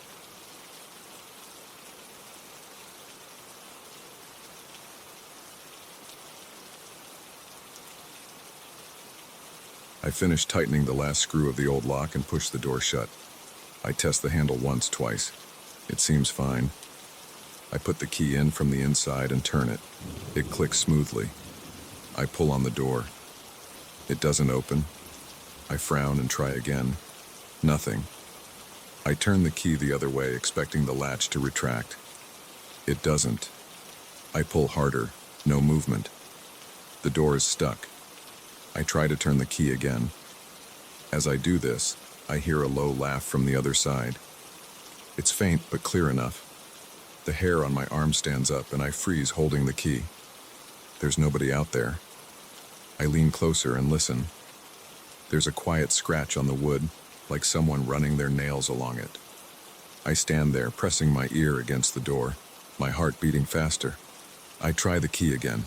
The lock won't open. I live alone. I was replacing my front door's modern lock with an older antique one I found in the garage. I thought it would look nice and might be sturdier.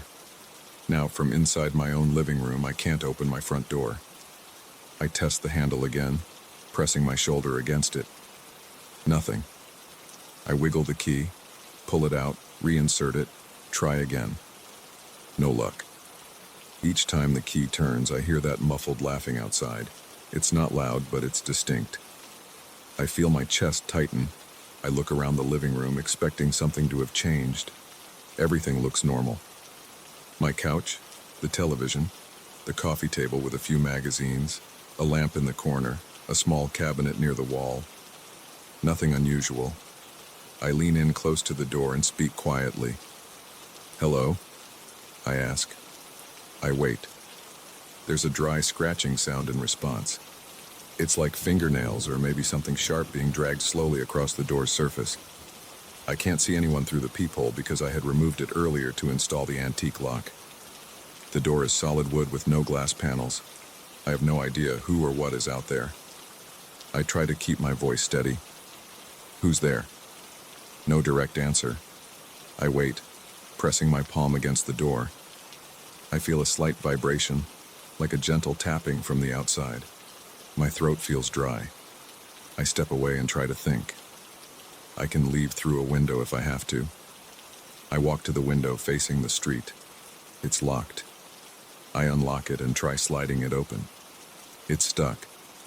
The old frame sometimes swells, and I usually have to put my shoulder into it. I press hard. It won't budge. I try the other window by the television. Same thing. I never had this much trouble opening these windows before. Something feels off. I can't explain it, but my hands are shaking. I check the back door. It's in the kitchen. I turn the knob and pull. It's jammed too. I try to twist the deadbolt, but it's stuck. I return to the front door, holding the key in my hand. I insert it again and turn it slowly. There's a small creak. As I try to pull the door open, the laughter outside resumes. It sounds like someone holding their mouth close to the door and chuckling softly, almost as if amused by my attempts. I try to ignore it and focus on the lock itself. The lock is old, heavy, made of iron. It should work fine from inside. I installed it according to the instructions. It can't just fail like this.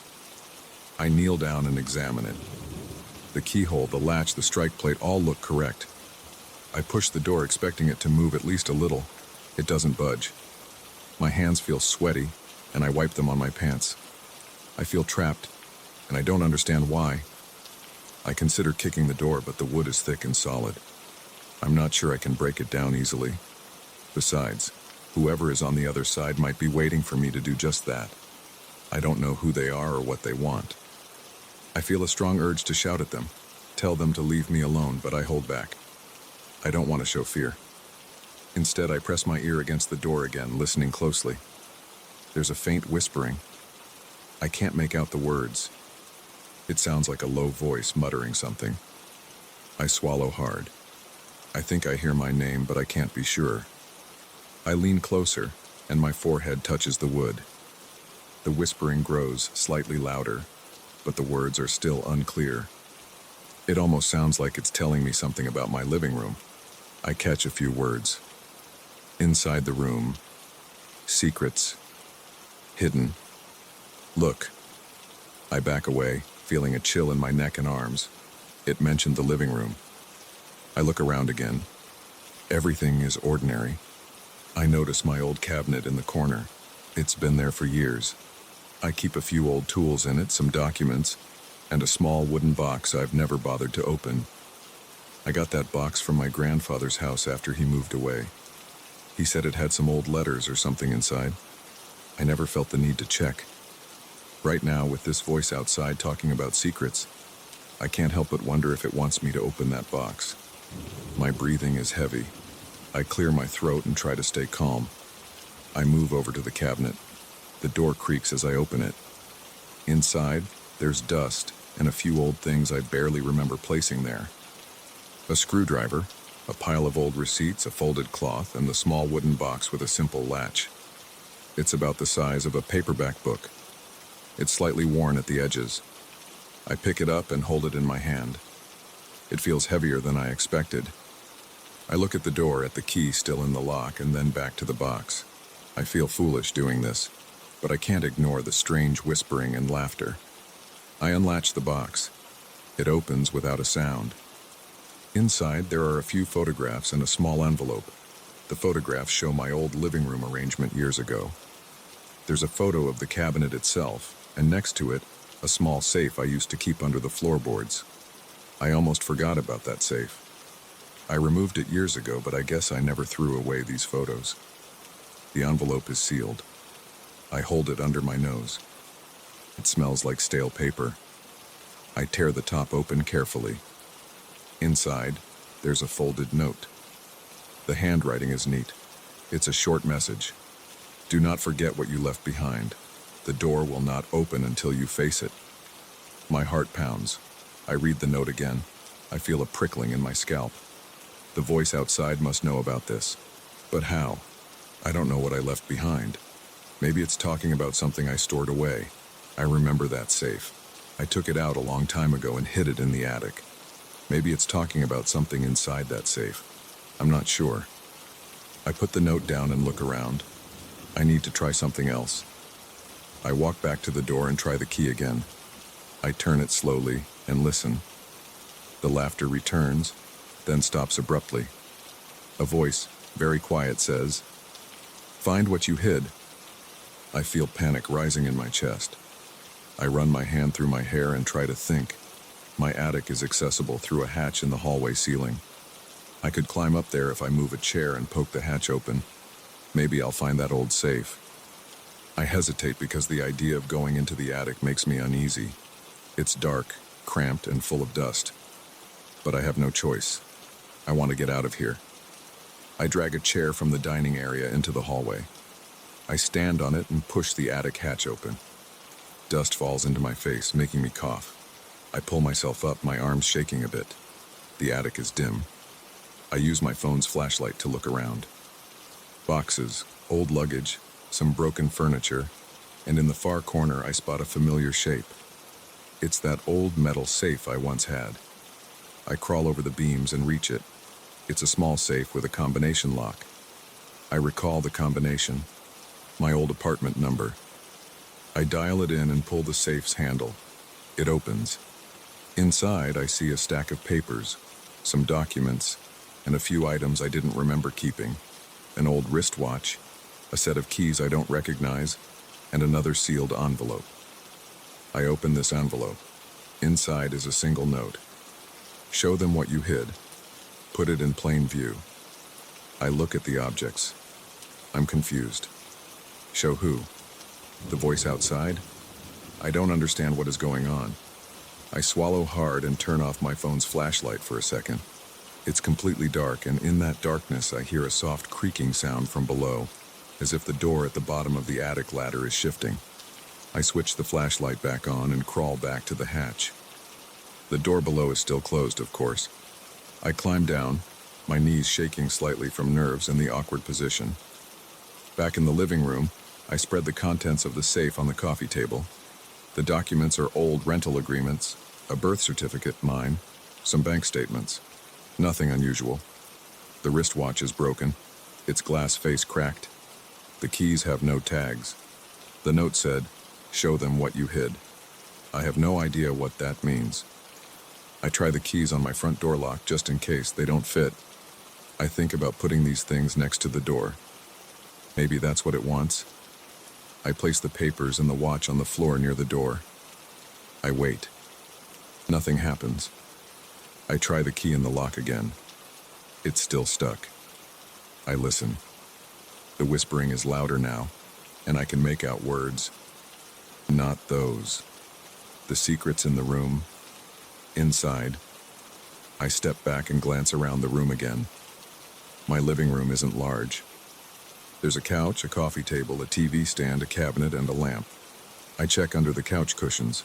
I find nothing but some coins and a pen. I check under the couch itself, lying flat on the floor. There's dust and a box of old photographs I once shoved under there. I pull it out and look through the photos. They're mostly family gatherings, old friends I lost touch with, some co-workers from years ago. I feel uneasy flipping through them. My heart is beating faster and my stomach feels tight. The voice outside says something again, but I can't understand the words. I place the box of photos on the coffee table, leaving them out in the open. I walk back to the door and try the key again. This time I feel a slight give. The latch seems to move a little. My chest tightens with hope. I pull the door handle. Still stuck. But now I hear a low whisper. Closer. Deeper. Show everything. I understand now. The voice wants me to expose everything I've hidden away in this room. I open the cabinet and remove every single item. I line them up on the coffee table. Old receipts, tools, that wooden box and its photos and note. I go into a small side closet and pull out some boxes of old clothes, old letters I saved from past relationships, old notebooks. I spread them all out on the couch and table. I stand back, panting, feeling sweat trickling down my neck. The living room is a mess now.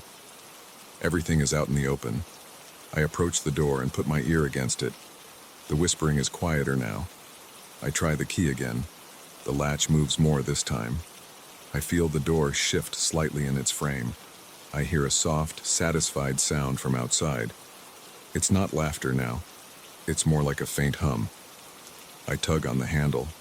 The door moves a fraction, but still not enough to open. I realize I haven't shown the items from the safe to the door.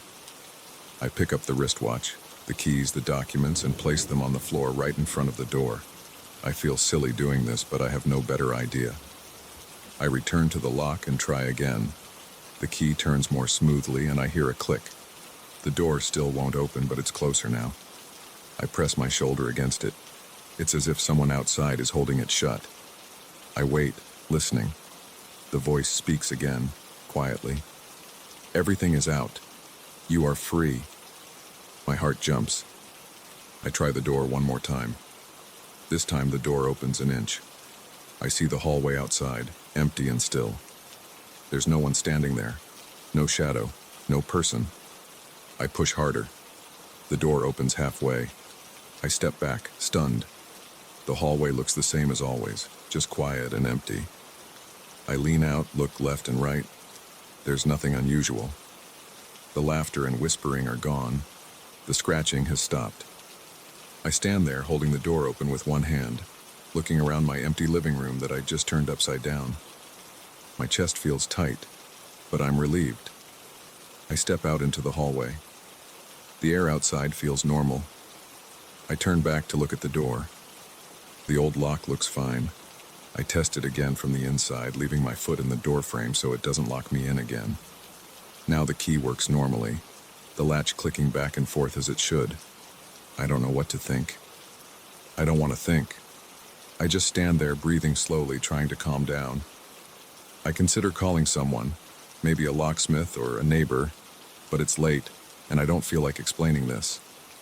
I walk back into my living room and look at the mess. Everything I hid away is now out in the open. I feel uneasy, but also relieved that I can move freely again. I pick up the keys from the safe and test them on my back door. They fit perfectly and unlock it. I open the back door and see my empty backyard. I lock the back door again and return to the front. The hallway outside is still empty and quiet. I close my front door but leave it unlocked this time. I sit on my couch, surrounded by old letters, boxes, and scattered memories. My heart rate slows, and I feel the tension in my shoulders easing. I don't hear any laughter or whispers anymore. There is just quiet. I stay there, breathing, looking at everything laid out around me. It feels strange, but at least I'm not trapped. At least I can leave now whenever I want. I don't know who or what was outside that door. I don't know why it forced me to drag all these old things out. But I know that for now it's over. The door works again. I'm free to go. I don't plan on using that old lock ever again.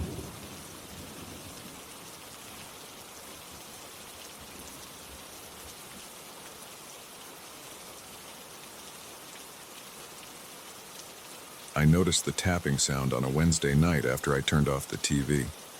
It came from the wall behind the couch in my living room. It wasn't loud.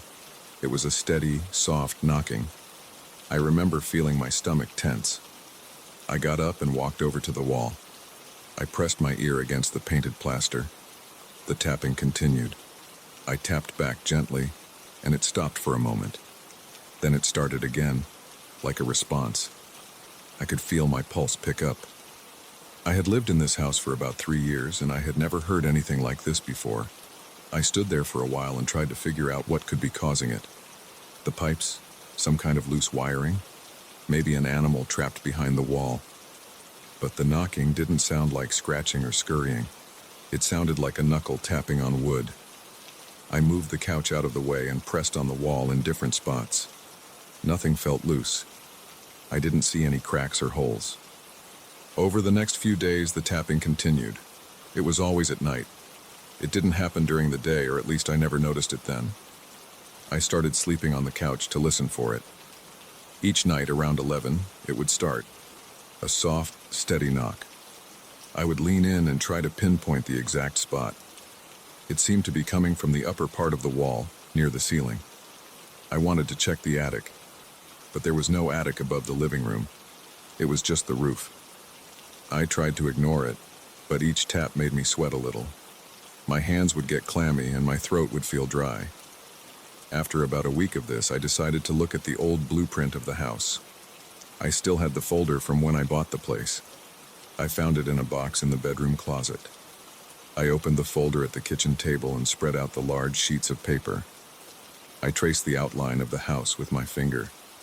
Living room, kitchen, bedroom, bathroom, hallway. Everything matched what I knew.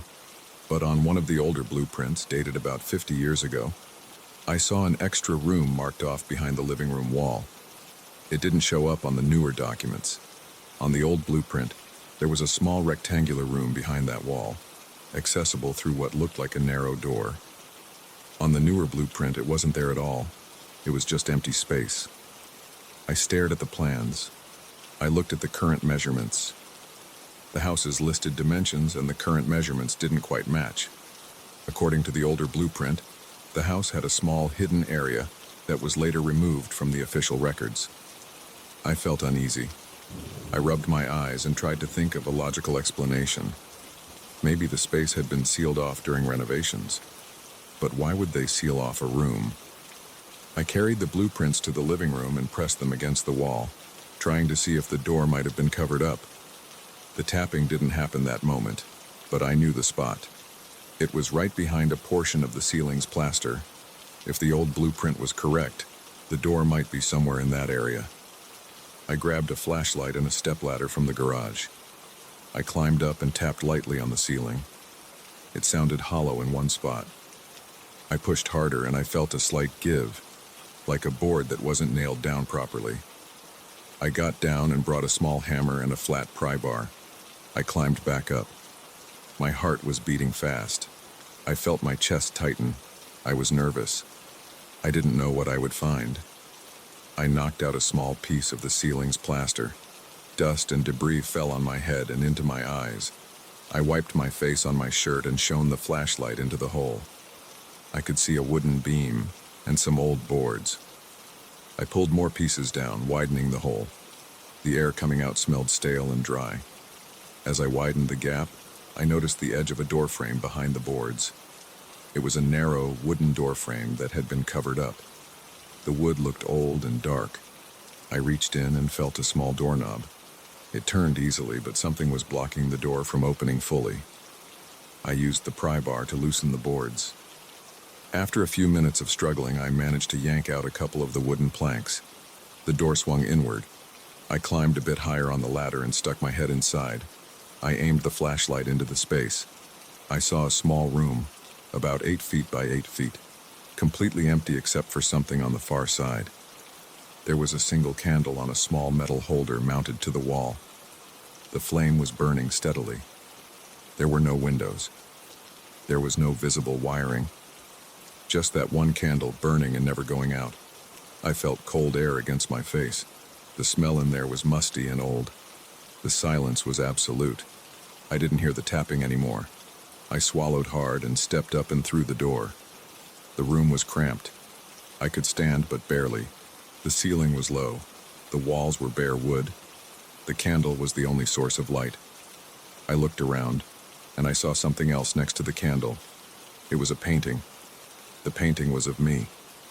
It was my face, but the features were twisted into an impossible grin. The eyes were too wide, the mouth stretched too far. It was clearly me, wearing the same shirt I had on now. My chest felt tight, and I broke into a sweat. I approached the painting. My legs felt weak and my hands were shaking. I could hear my own breathing, shallow and quick. The paint looked fresh. The brush strokes were smooth. I reached out and touched the corner of the frame. The wood felt dry and rough. The candlelight flickered on the surface of the painting. The grin seemed to move. I jerked my hand back. I couldn't tell if it was actually moving or if it was just the light playing tricks on me. I looked at the candle. It was a thick, white candle. No wax seemed to drip. The flame didn't flicker much. It was steady and bright. I held my hand over it, and I didn't feel the heat I expected. It was warm, but not hot.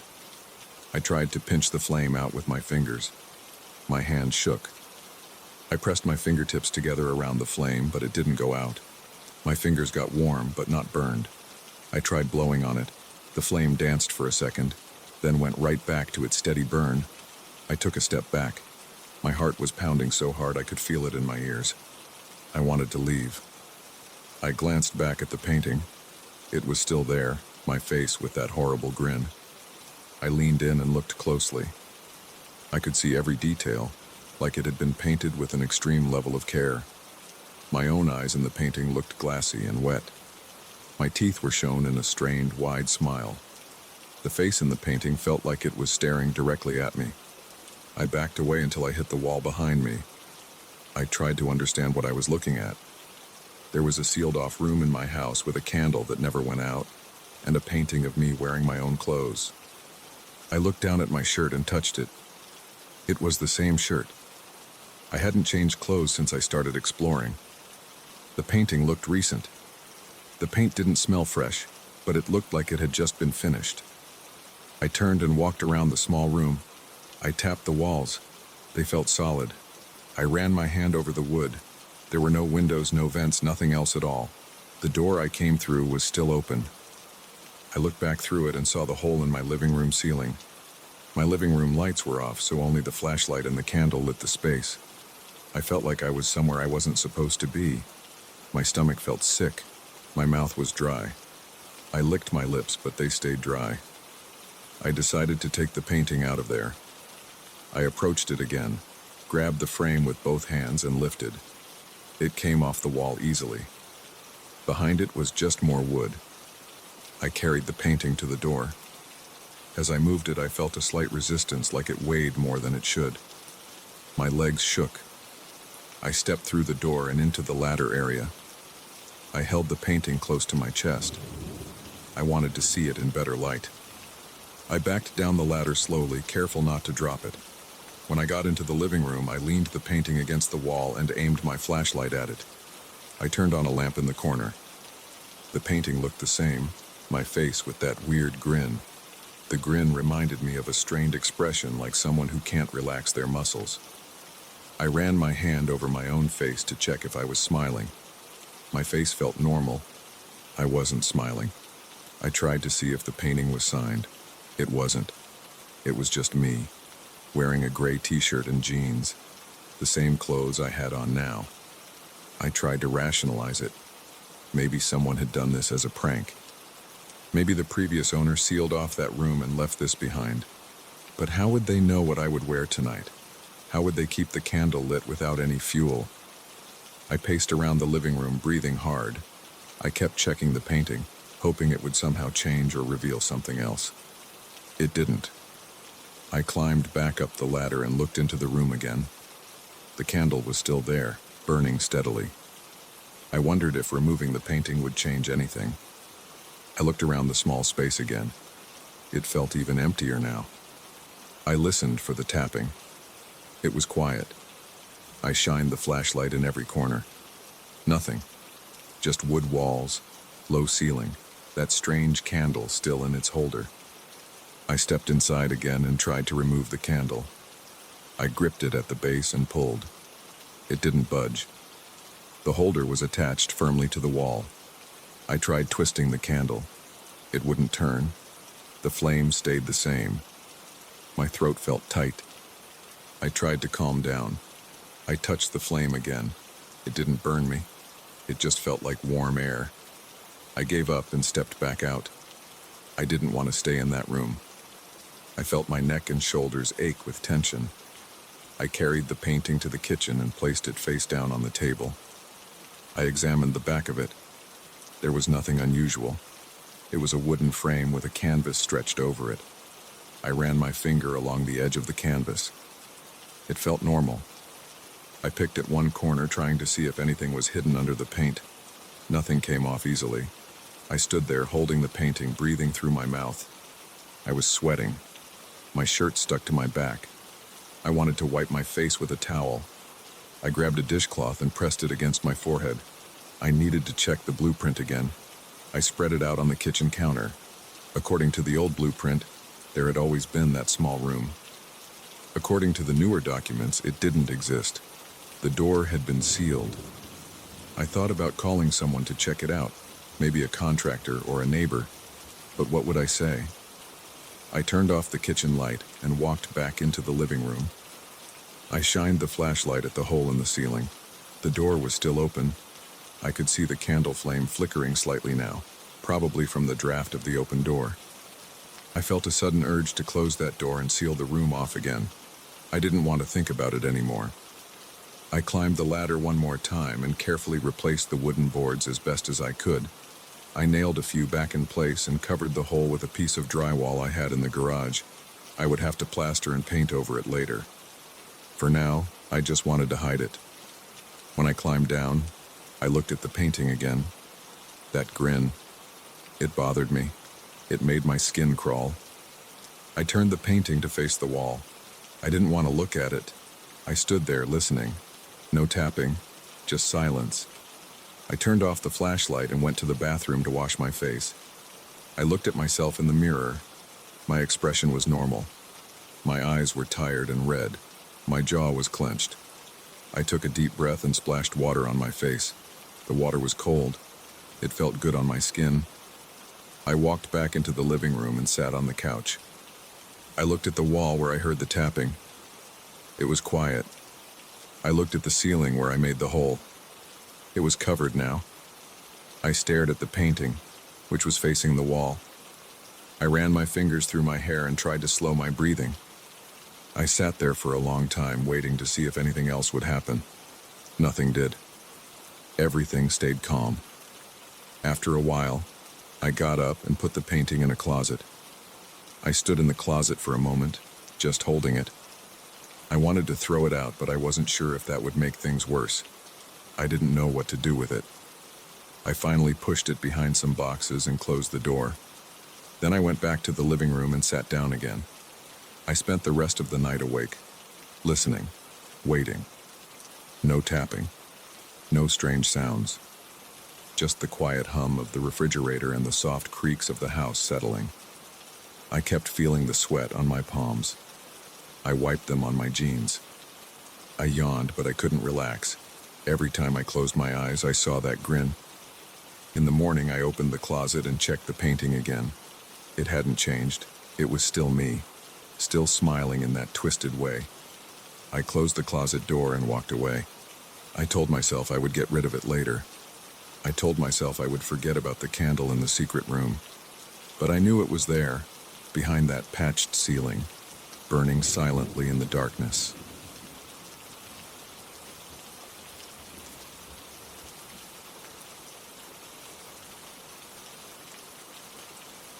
I remember the moment I saw that cassette tape at the bazaar.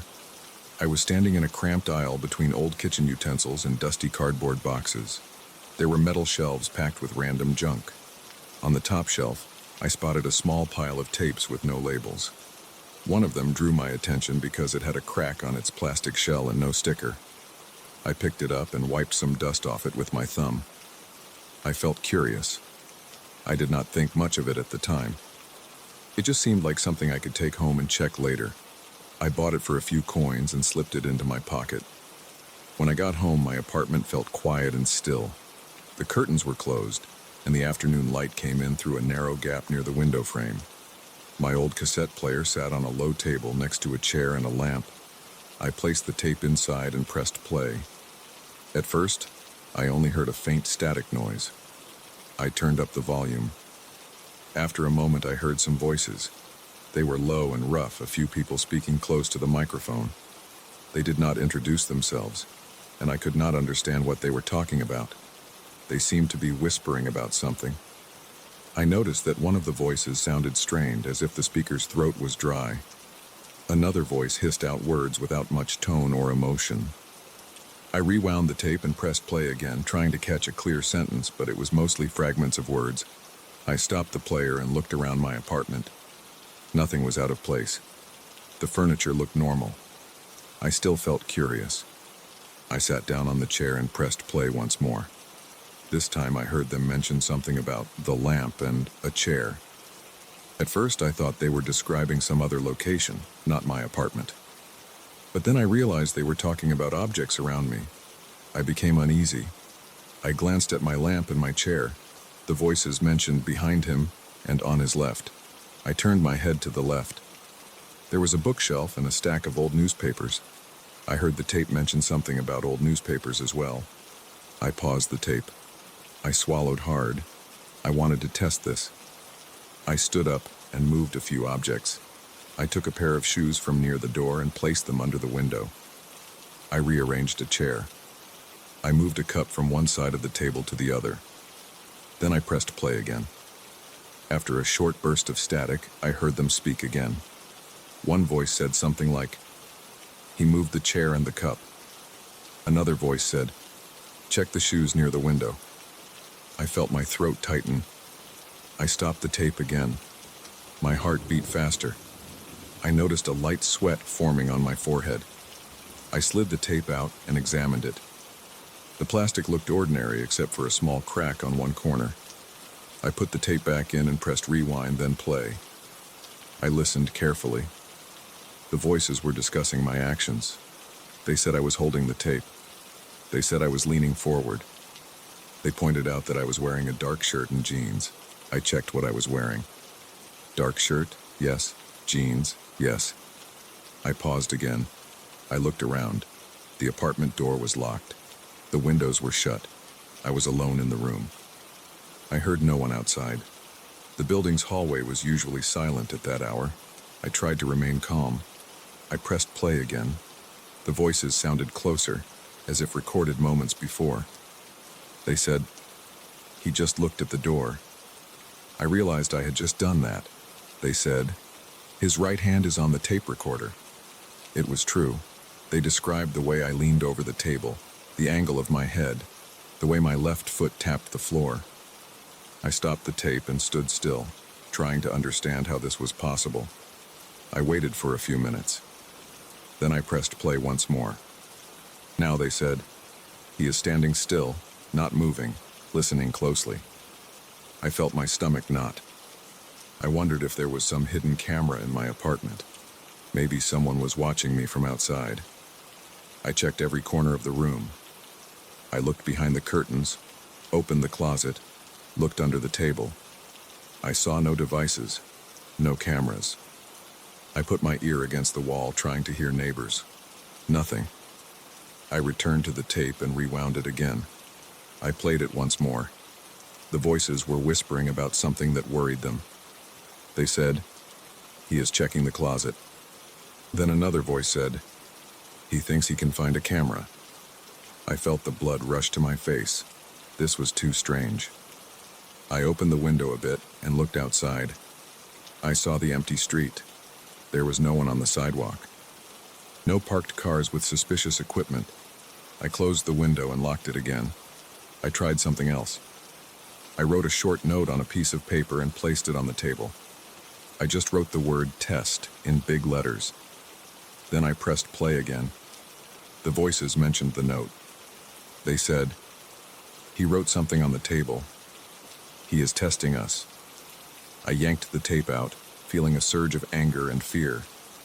I sat down and held the tape in my hand. It felt warm.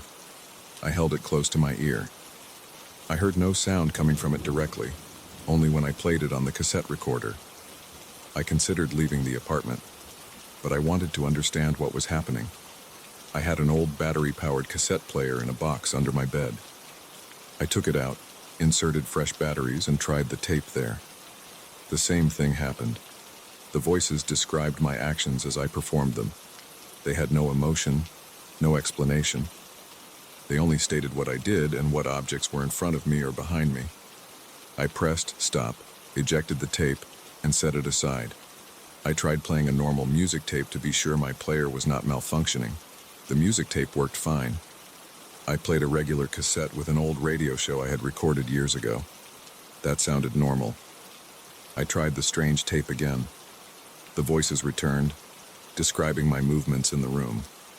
I had no idea how this worked. I tried moving to another room, the small kitchen at the back. I pressed play there. The voices mentioned the kitchen sink, the plates, the cups in the drying rack. They described the position of my hands. I felt colder. My arms got tense. I had small tremors in my fingers. I stopped the tape and walked outside my apartment, locking the door behind me, taking the tape and player with me. I stood in the building's hallway and pressed play again. The voices described the hallway. They mentioned the paint peeling on the wall, the old doormat on the floor, my shoes tapping the linoleum. I pressed stop. I walked down the stairwell to the building's lobby. I sat on a chair near the mailboxes. Pressed play. The voices described the lobby. They said, "He is sitting near the mailboxes. He is holding the tape player on his lap." I looked around. Only a dim overhead light and empty space. No one was watching me. I walked outside onto the sidewalk, pressing play again. The voices described the street outside, the asphalt, the cracks in the pavement, the old lamppost, the small patch of weeds near the curb. Everything they said matched what I saw around me. They said, "He is looking over his shoulder." I realized I was doing that. I stopped the tape and took a deep breath. I needed to do something more drastic. I took a cab and went to a quiet parking lot near a supermarket a few blocks away. I sat on a low wall, pressed play. They said, "He left his apartment, now he is at a parking lot near a supermarket sign. He is watching a red car parked in front of him." I looked up. There was a red car there. I cursed under my breath and turned off the player. I tried pressing record on the tape deck. I wanted to record my own voice. I wanted to overwrite these voices. I held down record and spoke into the microphone. I said my name, my address, the current time. I described the sky. Then I released the record button and rewound the tape. I pressed play. I expected to hear my own voice. Instead, I heard the same rough voices describing my attempt to record. They said, "He tries to record over us. He is speaking into the microphone. He wants to erase us." They laughed. It was a dry, coughing laugh. I felt my breathing get faster. I pressed stop, pulled the tape out, and threw it on the ground. I stepped on it. I pushed my heel down. The plastic cracked a bit more, but not enough to break it completely. I picked it up, inserted it back into the player, and pressed play. The voices said, "He tried to destroy the tape." I could hear a slight distortion now, but they were still there. I decided to go back to my apartment and avoid using the tape for a while. Maybe it would stop. I needed to calm down. I took the bus back home. I sat at the back of the bus, holding the tape player in my bag. The bus rattled over the street. I felt sweat under my arms. The other passengers stared at their phones or looked out the window. No one paid attention to me. When I reached my stop, I walked back inside my building.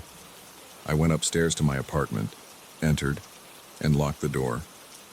I placed the tape on the table and stepped away from it. I drank some water from a bottle in the kitchen. I tried not to think about the tape. After a few minutes of silence, I decided to try one more time. I picked up the tape player, inserted the tape, pressed play.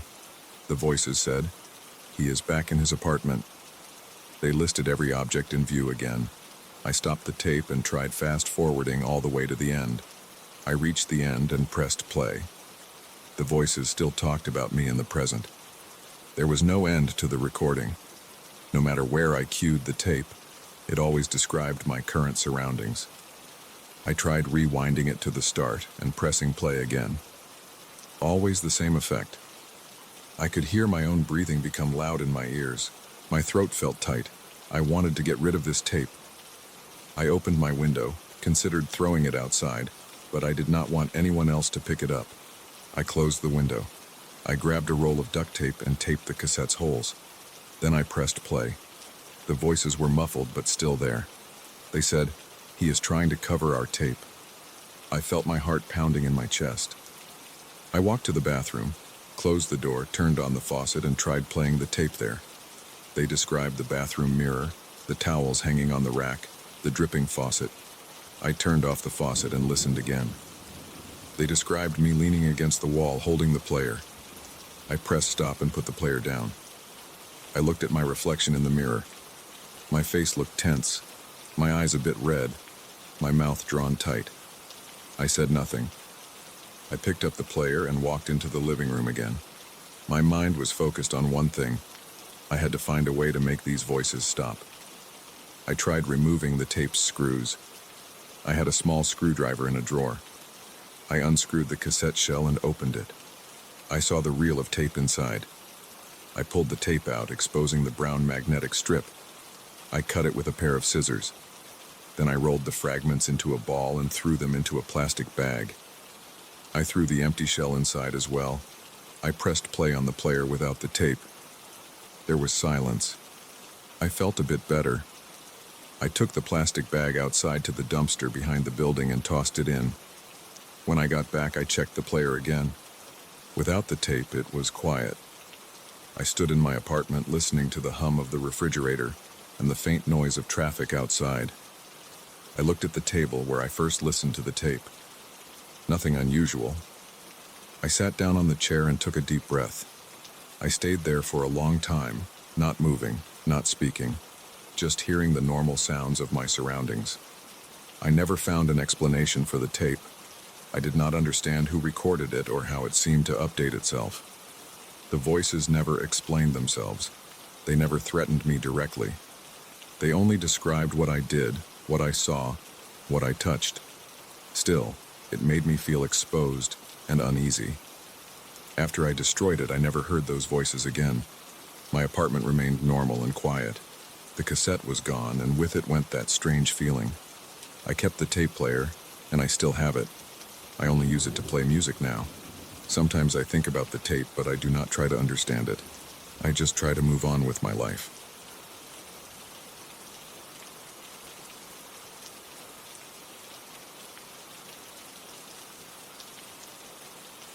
I'm not sure why I went down to the basement that morning. I remember feeling annoyed because I couldn't find the hammer upstairs and the toolbox wasn't in the garage.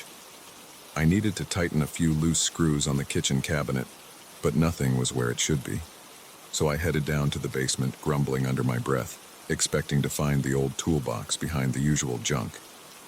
I turned on the single light bulb that hung from the ceiling and walked past the shelves of paint cans, old rags, and half-broken furniture.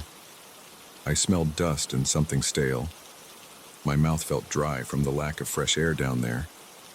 I coughed a few times and moved aside some cardboard boxes. As I was shifting a heavy crate, I noticed a doorway on the far wall.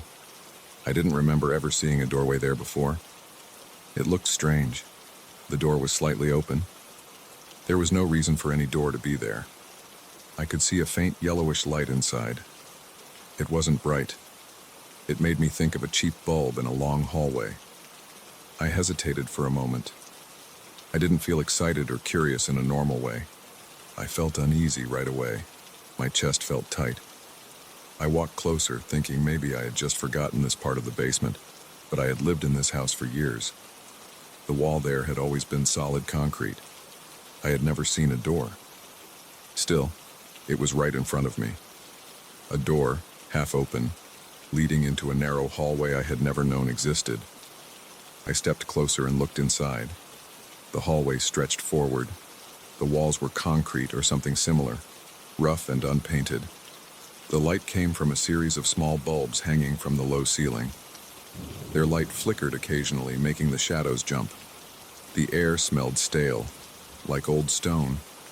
The corridor seemed too long. I couldn't see the end.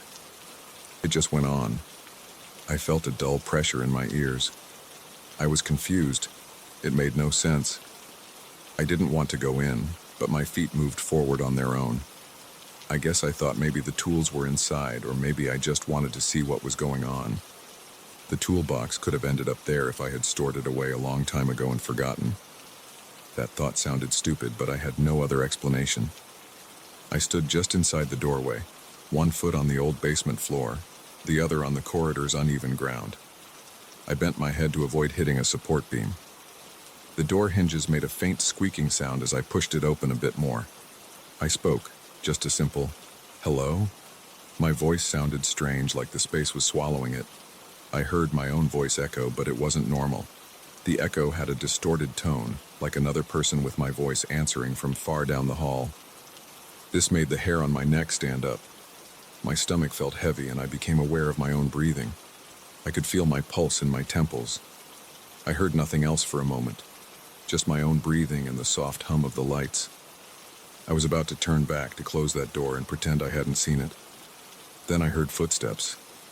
They were faint at first, soft taps on concrete or stone.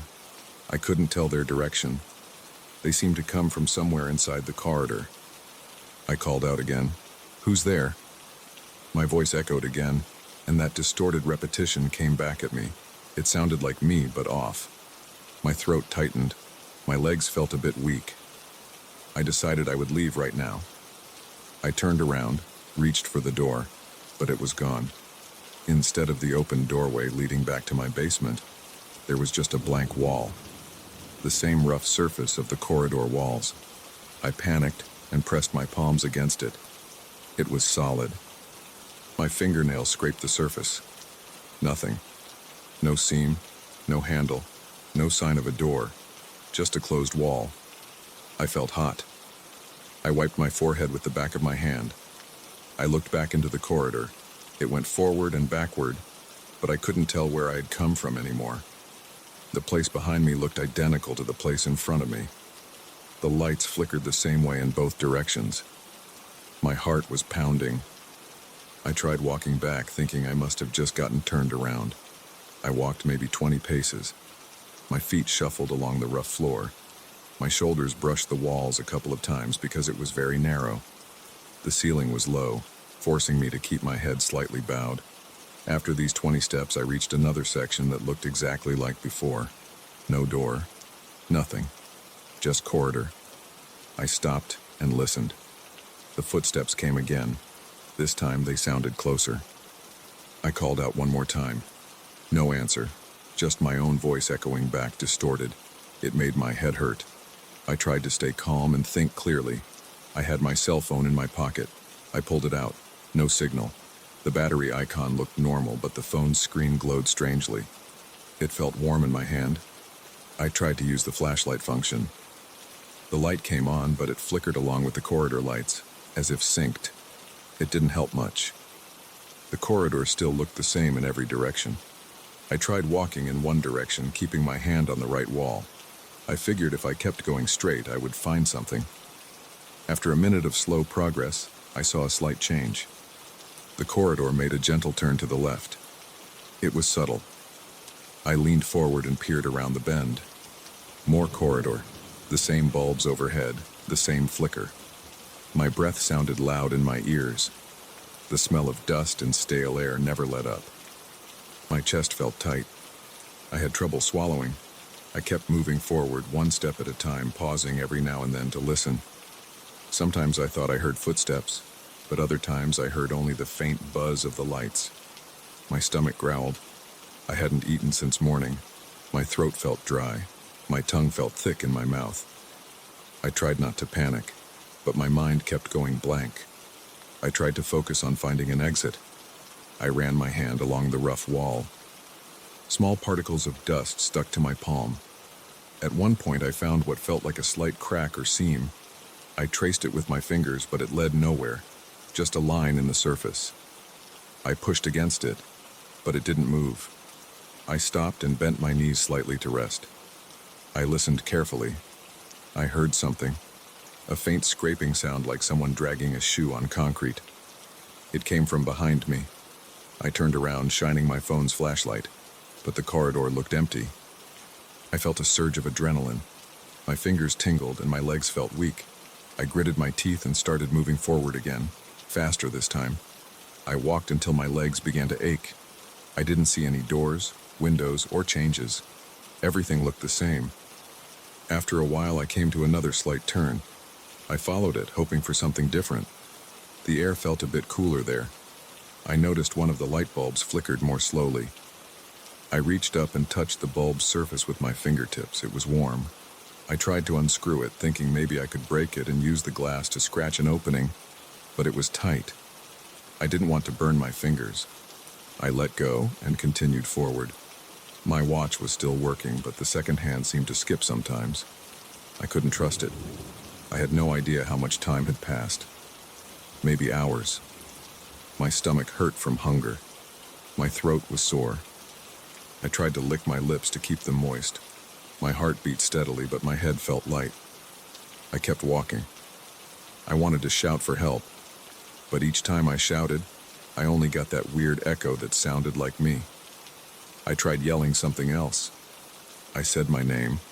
I said random words, but always the same distorted reply. At some point, I began pressing my ear to the walls. Maybe I could hear something beyond them. I heard nothing. Just a dull silence. I tapped the surface with my knuckles. Solid. I kicked it with my heel. Solid. I moved on. I tried to mark my path. I scratched the wall with a key I had in my pocket. I managed to leave a small mark. Then I walked forward. After a few turns, I checked the wall again. No mark. I didn't know if I was going in circles. The corridor seemed to shift whenever I looked away. I tried to walk backward, keeping my eyes on one spot, but I almost tripped. The corridor always looked the same. I lost track of the scratches I made.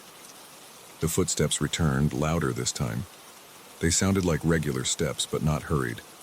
I shouted again, "Show yourself." My voice echoed, and I heard something like a whisper at the end of it. I ran forward. I don't know why. I just wanted to catch whoever it was. I ran until my legs burned. I bumped my shoulder against one wall and cursed under my breath. The pain was real and sharp. I stopped and listened. No footsteps now, no whispers. My phone battery was dropping. I tried to preserve it, but I also needed the light. The corridor bulbs gave some light, but not much. They flickered and buzzed. I noticed that sometimes they dimmed.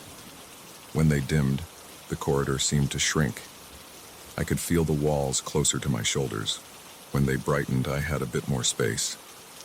Maybe I was imagining it, but it felt real. I could feel my shoulders brushing the walls more often when it got dim. I moved on, taking slower steps now. My feet ached. The soles of my shoes scraped the floor, raising some dust. I coughed. The taste of dust was bitter. My nostrils felt irritated. My shirt stuck to my back. My underarms felt damp. I rubbed my eyes. They itched from the dry air. After another series of turns, I found something different. A small metal box mounted on the left wall. It looked like an electrical box. I reached for it and tried to open it. The lid was stuck. I pulled hard and it creaked open, revealing a few old wires and a single switch. I flipped the switch down. The lights flickered rapidly. I flipped it up. They returned to normal flickering. That was useless, but at least it was something different. I tried to pull the wires, but they were fixed firmly. I closed the box and kept going. Behind me, I thought I heard a soft sigh. I spun around. Nothing. My heart thumped hard. I moved on.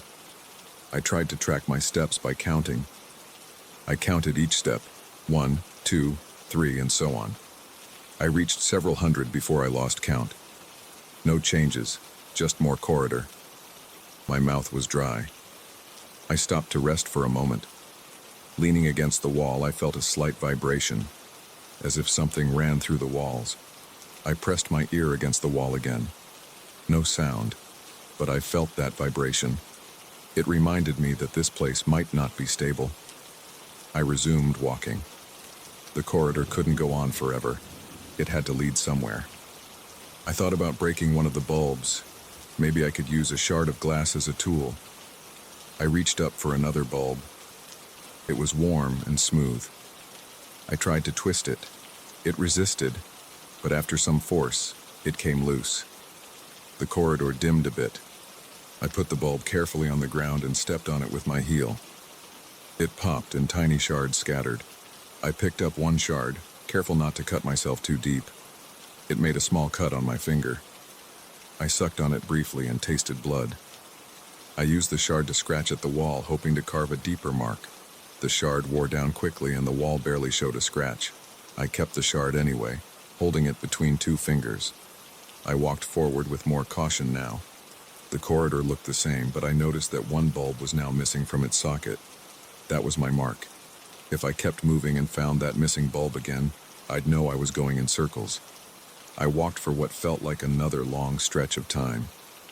I passed several bulbs. All were intact. Eventually, I came to a bend. After the bend, I looked up.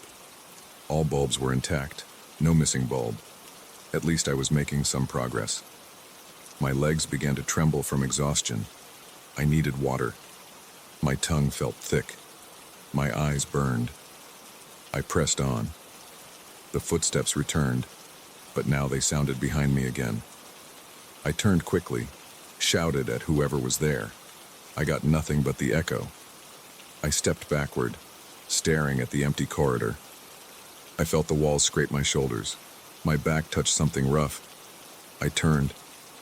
It was just more corridor. I kept going. I lost track of time. The corridor never ended. I felt weaker, but I kept walking. Eventually, I reached a spot where I saw a small indentation in the wall. I ran my hand inside it. There was a door handle. I pulled it. The door was stuck.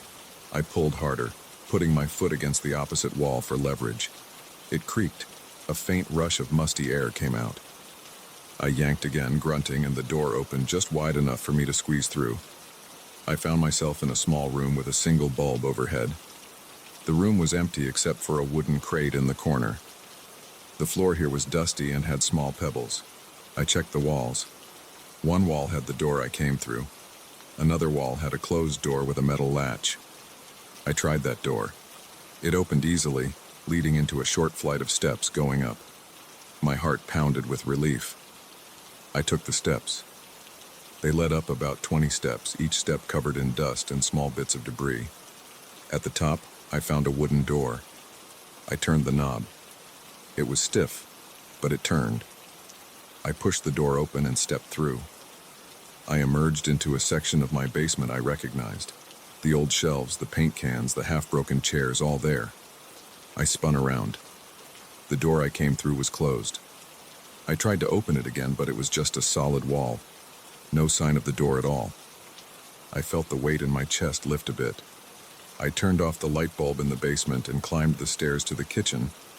I closed the basement door behind me and locked it. I rinsed my face at the kitchen sink, drank a glass of water, and sat down on a stool. My heart still raced and my legs trembled. I didn't know what happened or how the door disappeared. I didn't feel like talking to anyone about it. I just sat there, breathing, making sure I was really out of that place. I checked the time. It was late afternoon. I had been gone longer than I thought. I went upstairs, checked every room, and found my hammer and toolbox in a closet. I placed them on the kitchen table. My mouth still tasted like dust. I tried to act normal. I didn't try to go down there again. I didn't mention it to anyone. I just wanted to pretend it never happened. My basement remained the same as always after that, except that I never found that strange door again. I kept thinking about it, but I didn't go back to look. I just knew I didn't want to get stuck down there again. I didn't want to hear those footsteps or that distorted echo of my voice ever again.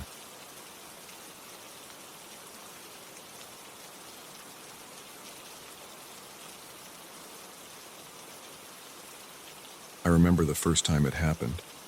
It was around 3 in the morning. I woke up because I heard this low groan coming from my bedroom closet. At first I thought I was just half asleep and imagining things. I sat up, rubbed my eyes, and waited. My room was dark, but I could see the outline of the closet door. It was closed. I watched it carefully, holding my breath, straining my ears. The sound was there. It was a dull, grinding sound. It reminded me of old hinges that need oil, but I didn't see anything moving. I listened for a while. Then I noticed a slight vibration. The closet door wasn't open, but it shook a little, as if something inside pushed against it. I got out of bed. My feet touched the cold floor and I felt a chill run up my legs. I walked slowly toward the closet. I placed my hand against the door. The wood felt cool, and I felt a gentle tremor coming from inside. I tried the knob, but when I turned it, the door didn't open. I tried again, turning it a bit harder this time. It opened halfway with a soft creak. I smelled something cold, not exactly an odor, more like the feeling of cold air in my nostrils. It made my skin feel tight. I peered inside. Nothing. Just empty hangers. I only keep a few jackets in there, and I had taken them out earlier that week. I saw nothing unusual, just the bare rod and a few hangers pushed to one side. But the air was cold. It wrapped around my face and arms. It made me shiver. I noticed that it wasn't just cold. It was moving. There was a slight current, like a gentle breeze. I closed the door carefully and went back to bed. I tried to sleep, but I couldn't. I listened the rest of the night, but I didn't hear the sound again. The next night, I tried to ignore it at first. I went to sleep around midnight. My apartment was quiet. I made sure the closet door was shut tight. I even placed a chair against it just because the idea of it moving by itself bothered me. I dozed off. After a few hours, I woke up again. The same sound was there, a low groan, a creaking noise, and then something like a whisper. I opened my eyes. I looked at the chair. It hadn't moved. The door was still closed. Still, the sound continued.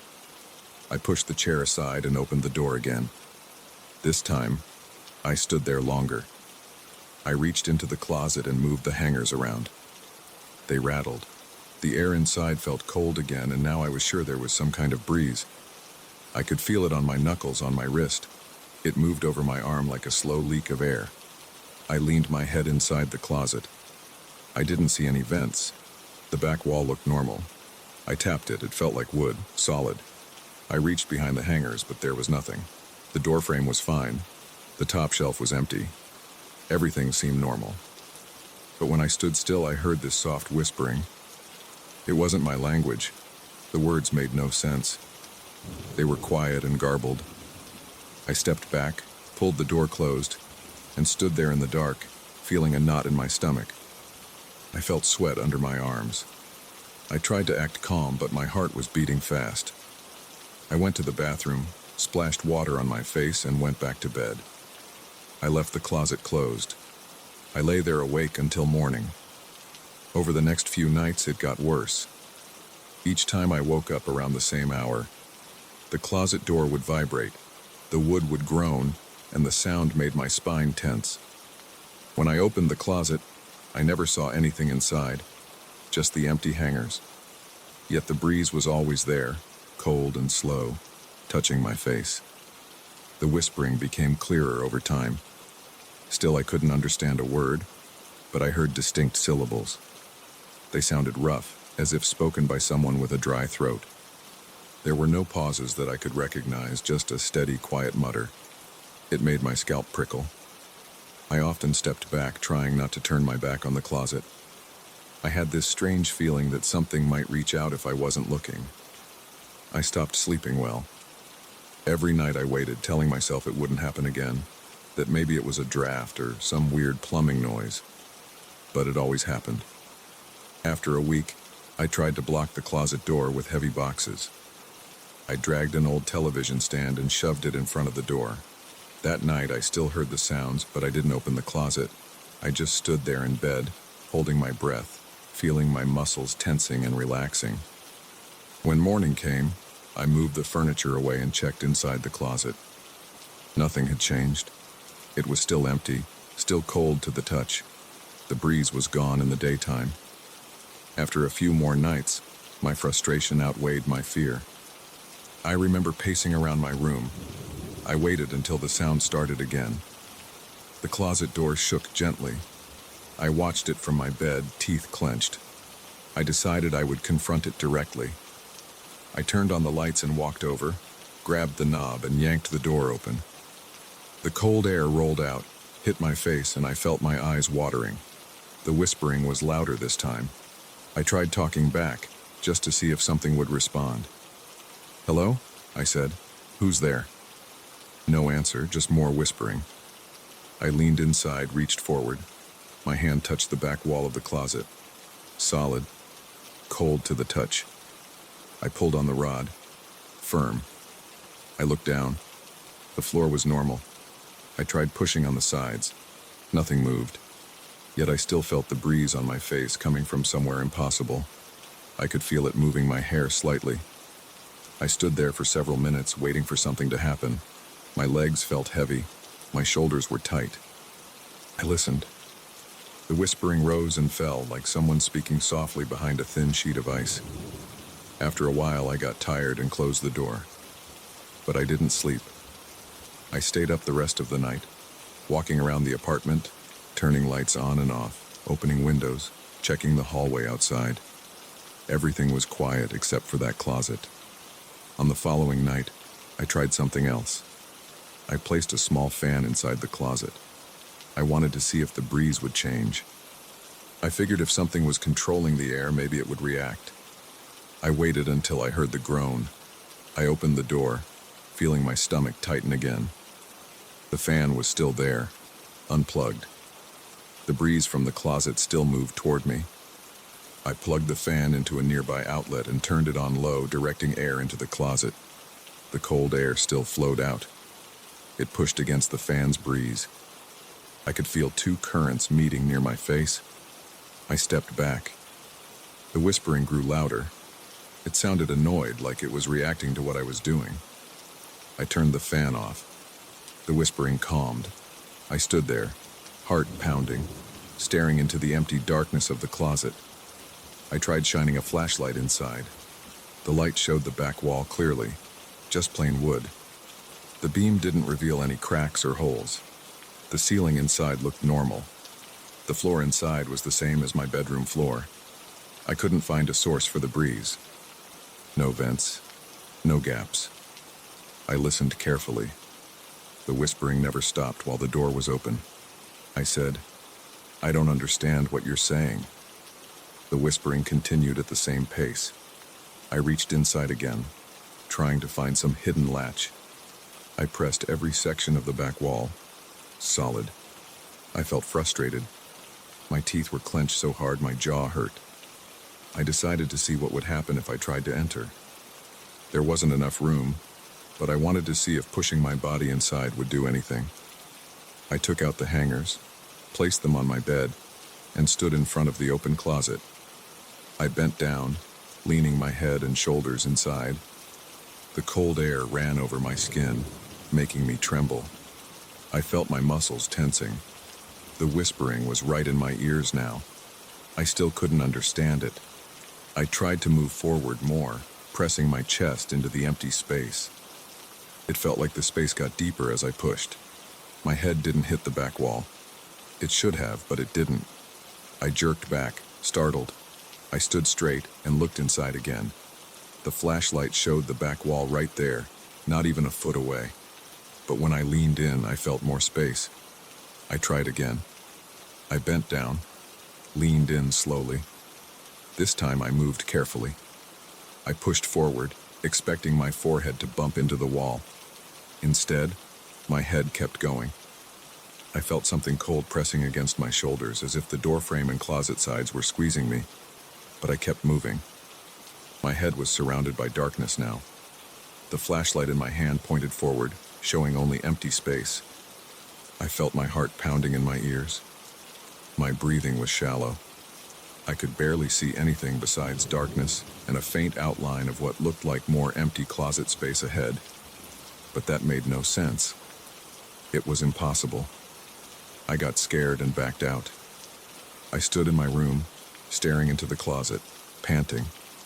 The whispering continued. I closed the door fast and leaned against the wall. I felt my legs shaking. My mind raced. I had no explanation. My closet was small, but when I leaned inside, it felt bigger. I decided I would try again, maybe with a rope or something to ensure I could pull myself back. I searched my apartment and found an extension cord. I tied one end to my bed frame and wrapped the other end around my waist. My hands were sweaty. My shirt stuck to my back. I felt a steady pressure in my chest, like I was doing something I shouldn't. I opened the closet door again. The whispering greeted me. The cold air rushed out. I stepped inside this time, ducking under the door frame. I moved slowly, keeping the flashlight pointed straight ahead. As I walked forward, I expected to reach the back wall in less than a step. Instead, I took several steps and found only empty space. The closet's interior was silent except for the whispering. I heard my own breathing echo slightly. I turned around to look back at the bedroom. I saw the doorway, and beyond it, my bed, my lamp, my familiar room. I could step right back out if I wanted. I looked forward again, shining the flashlight. I saw nothing but darkness. The whispering surrounded me. It moved in circles, as if coming from all directions. I tested the floor with my foot, tapping it. It felt solid. It felt smooth and hard, like polished stone. I bent down and touched it with my hand. It was cold. The air smelled neutral, not musty or rotten, just cold and empty. I moved forward a bit more. My spine tingled. My mouth felt dry. I tried speaking. "Hello, I can't understand you." The whispering didn't stop. It just continued with the same tone and rhythm. I saw no objects, no shapes, just darkness ahead, my flashlight's beam fading into nothing. After a few more steps, I felt resistance. It felt like walking through a narrow hallway that started pressing in on my shoulders. I stopped and tried to push forward a bit. My chest felt squeezed. My head felt heavy. I could barely raise my arms. The whispering grew louder. I could feel my heartbeat pulsing in my fingertips. I tried shining the light upward. It showed only darkness. I tried touching the walls on either side. I felt smooth surfaces that seemed to curve inward. I got scared. I didn't want to get stuck.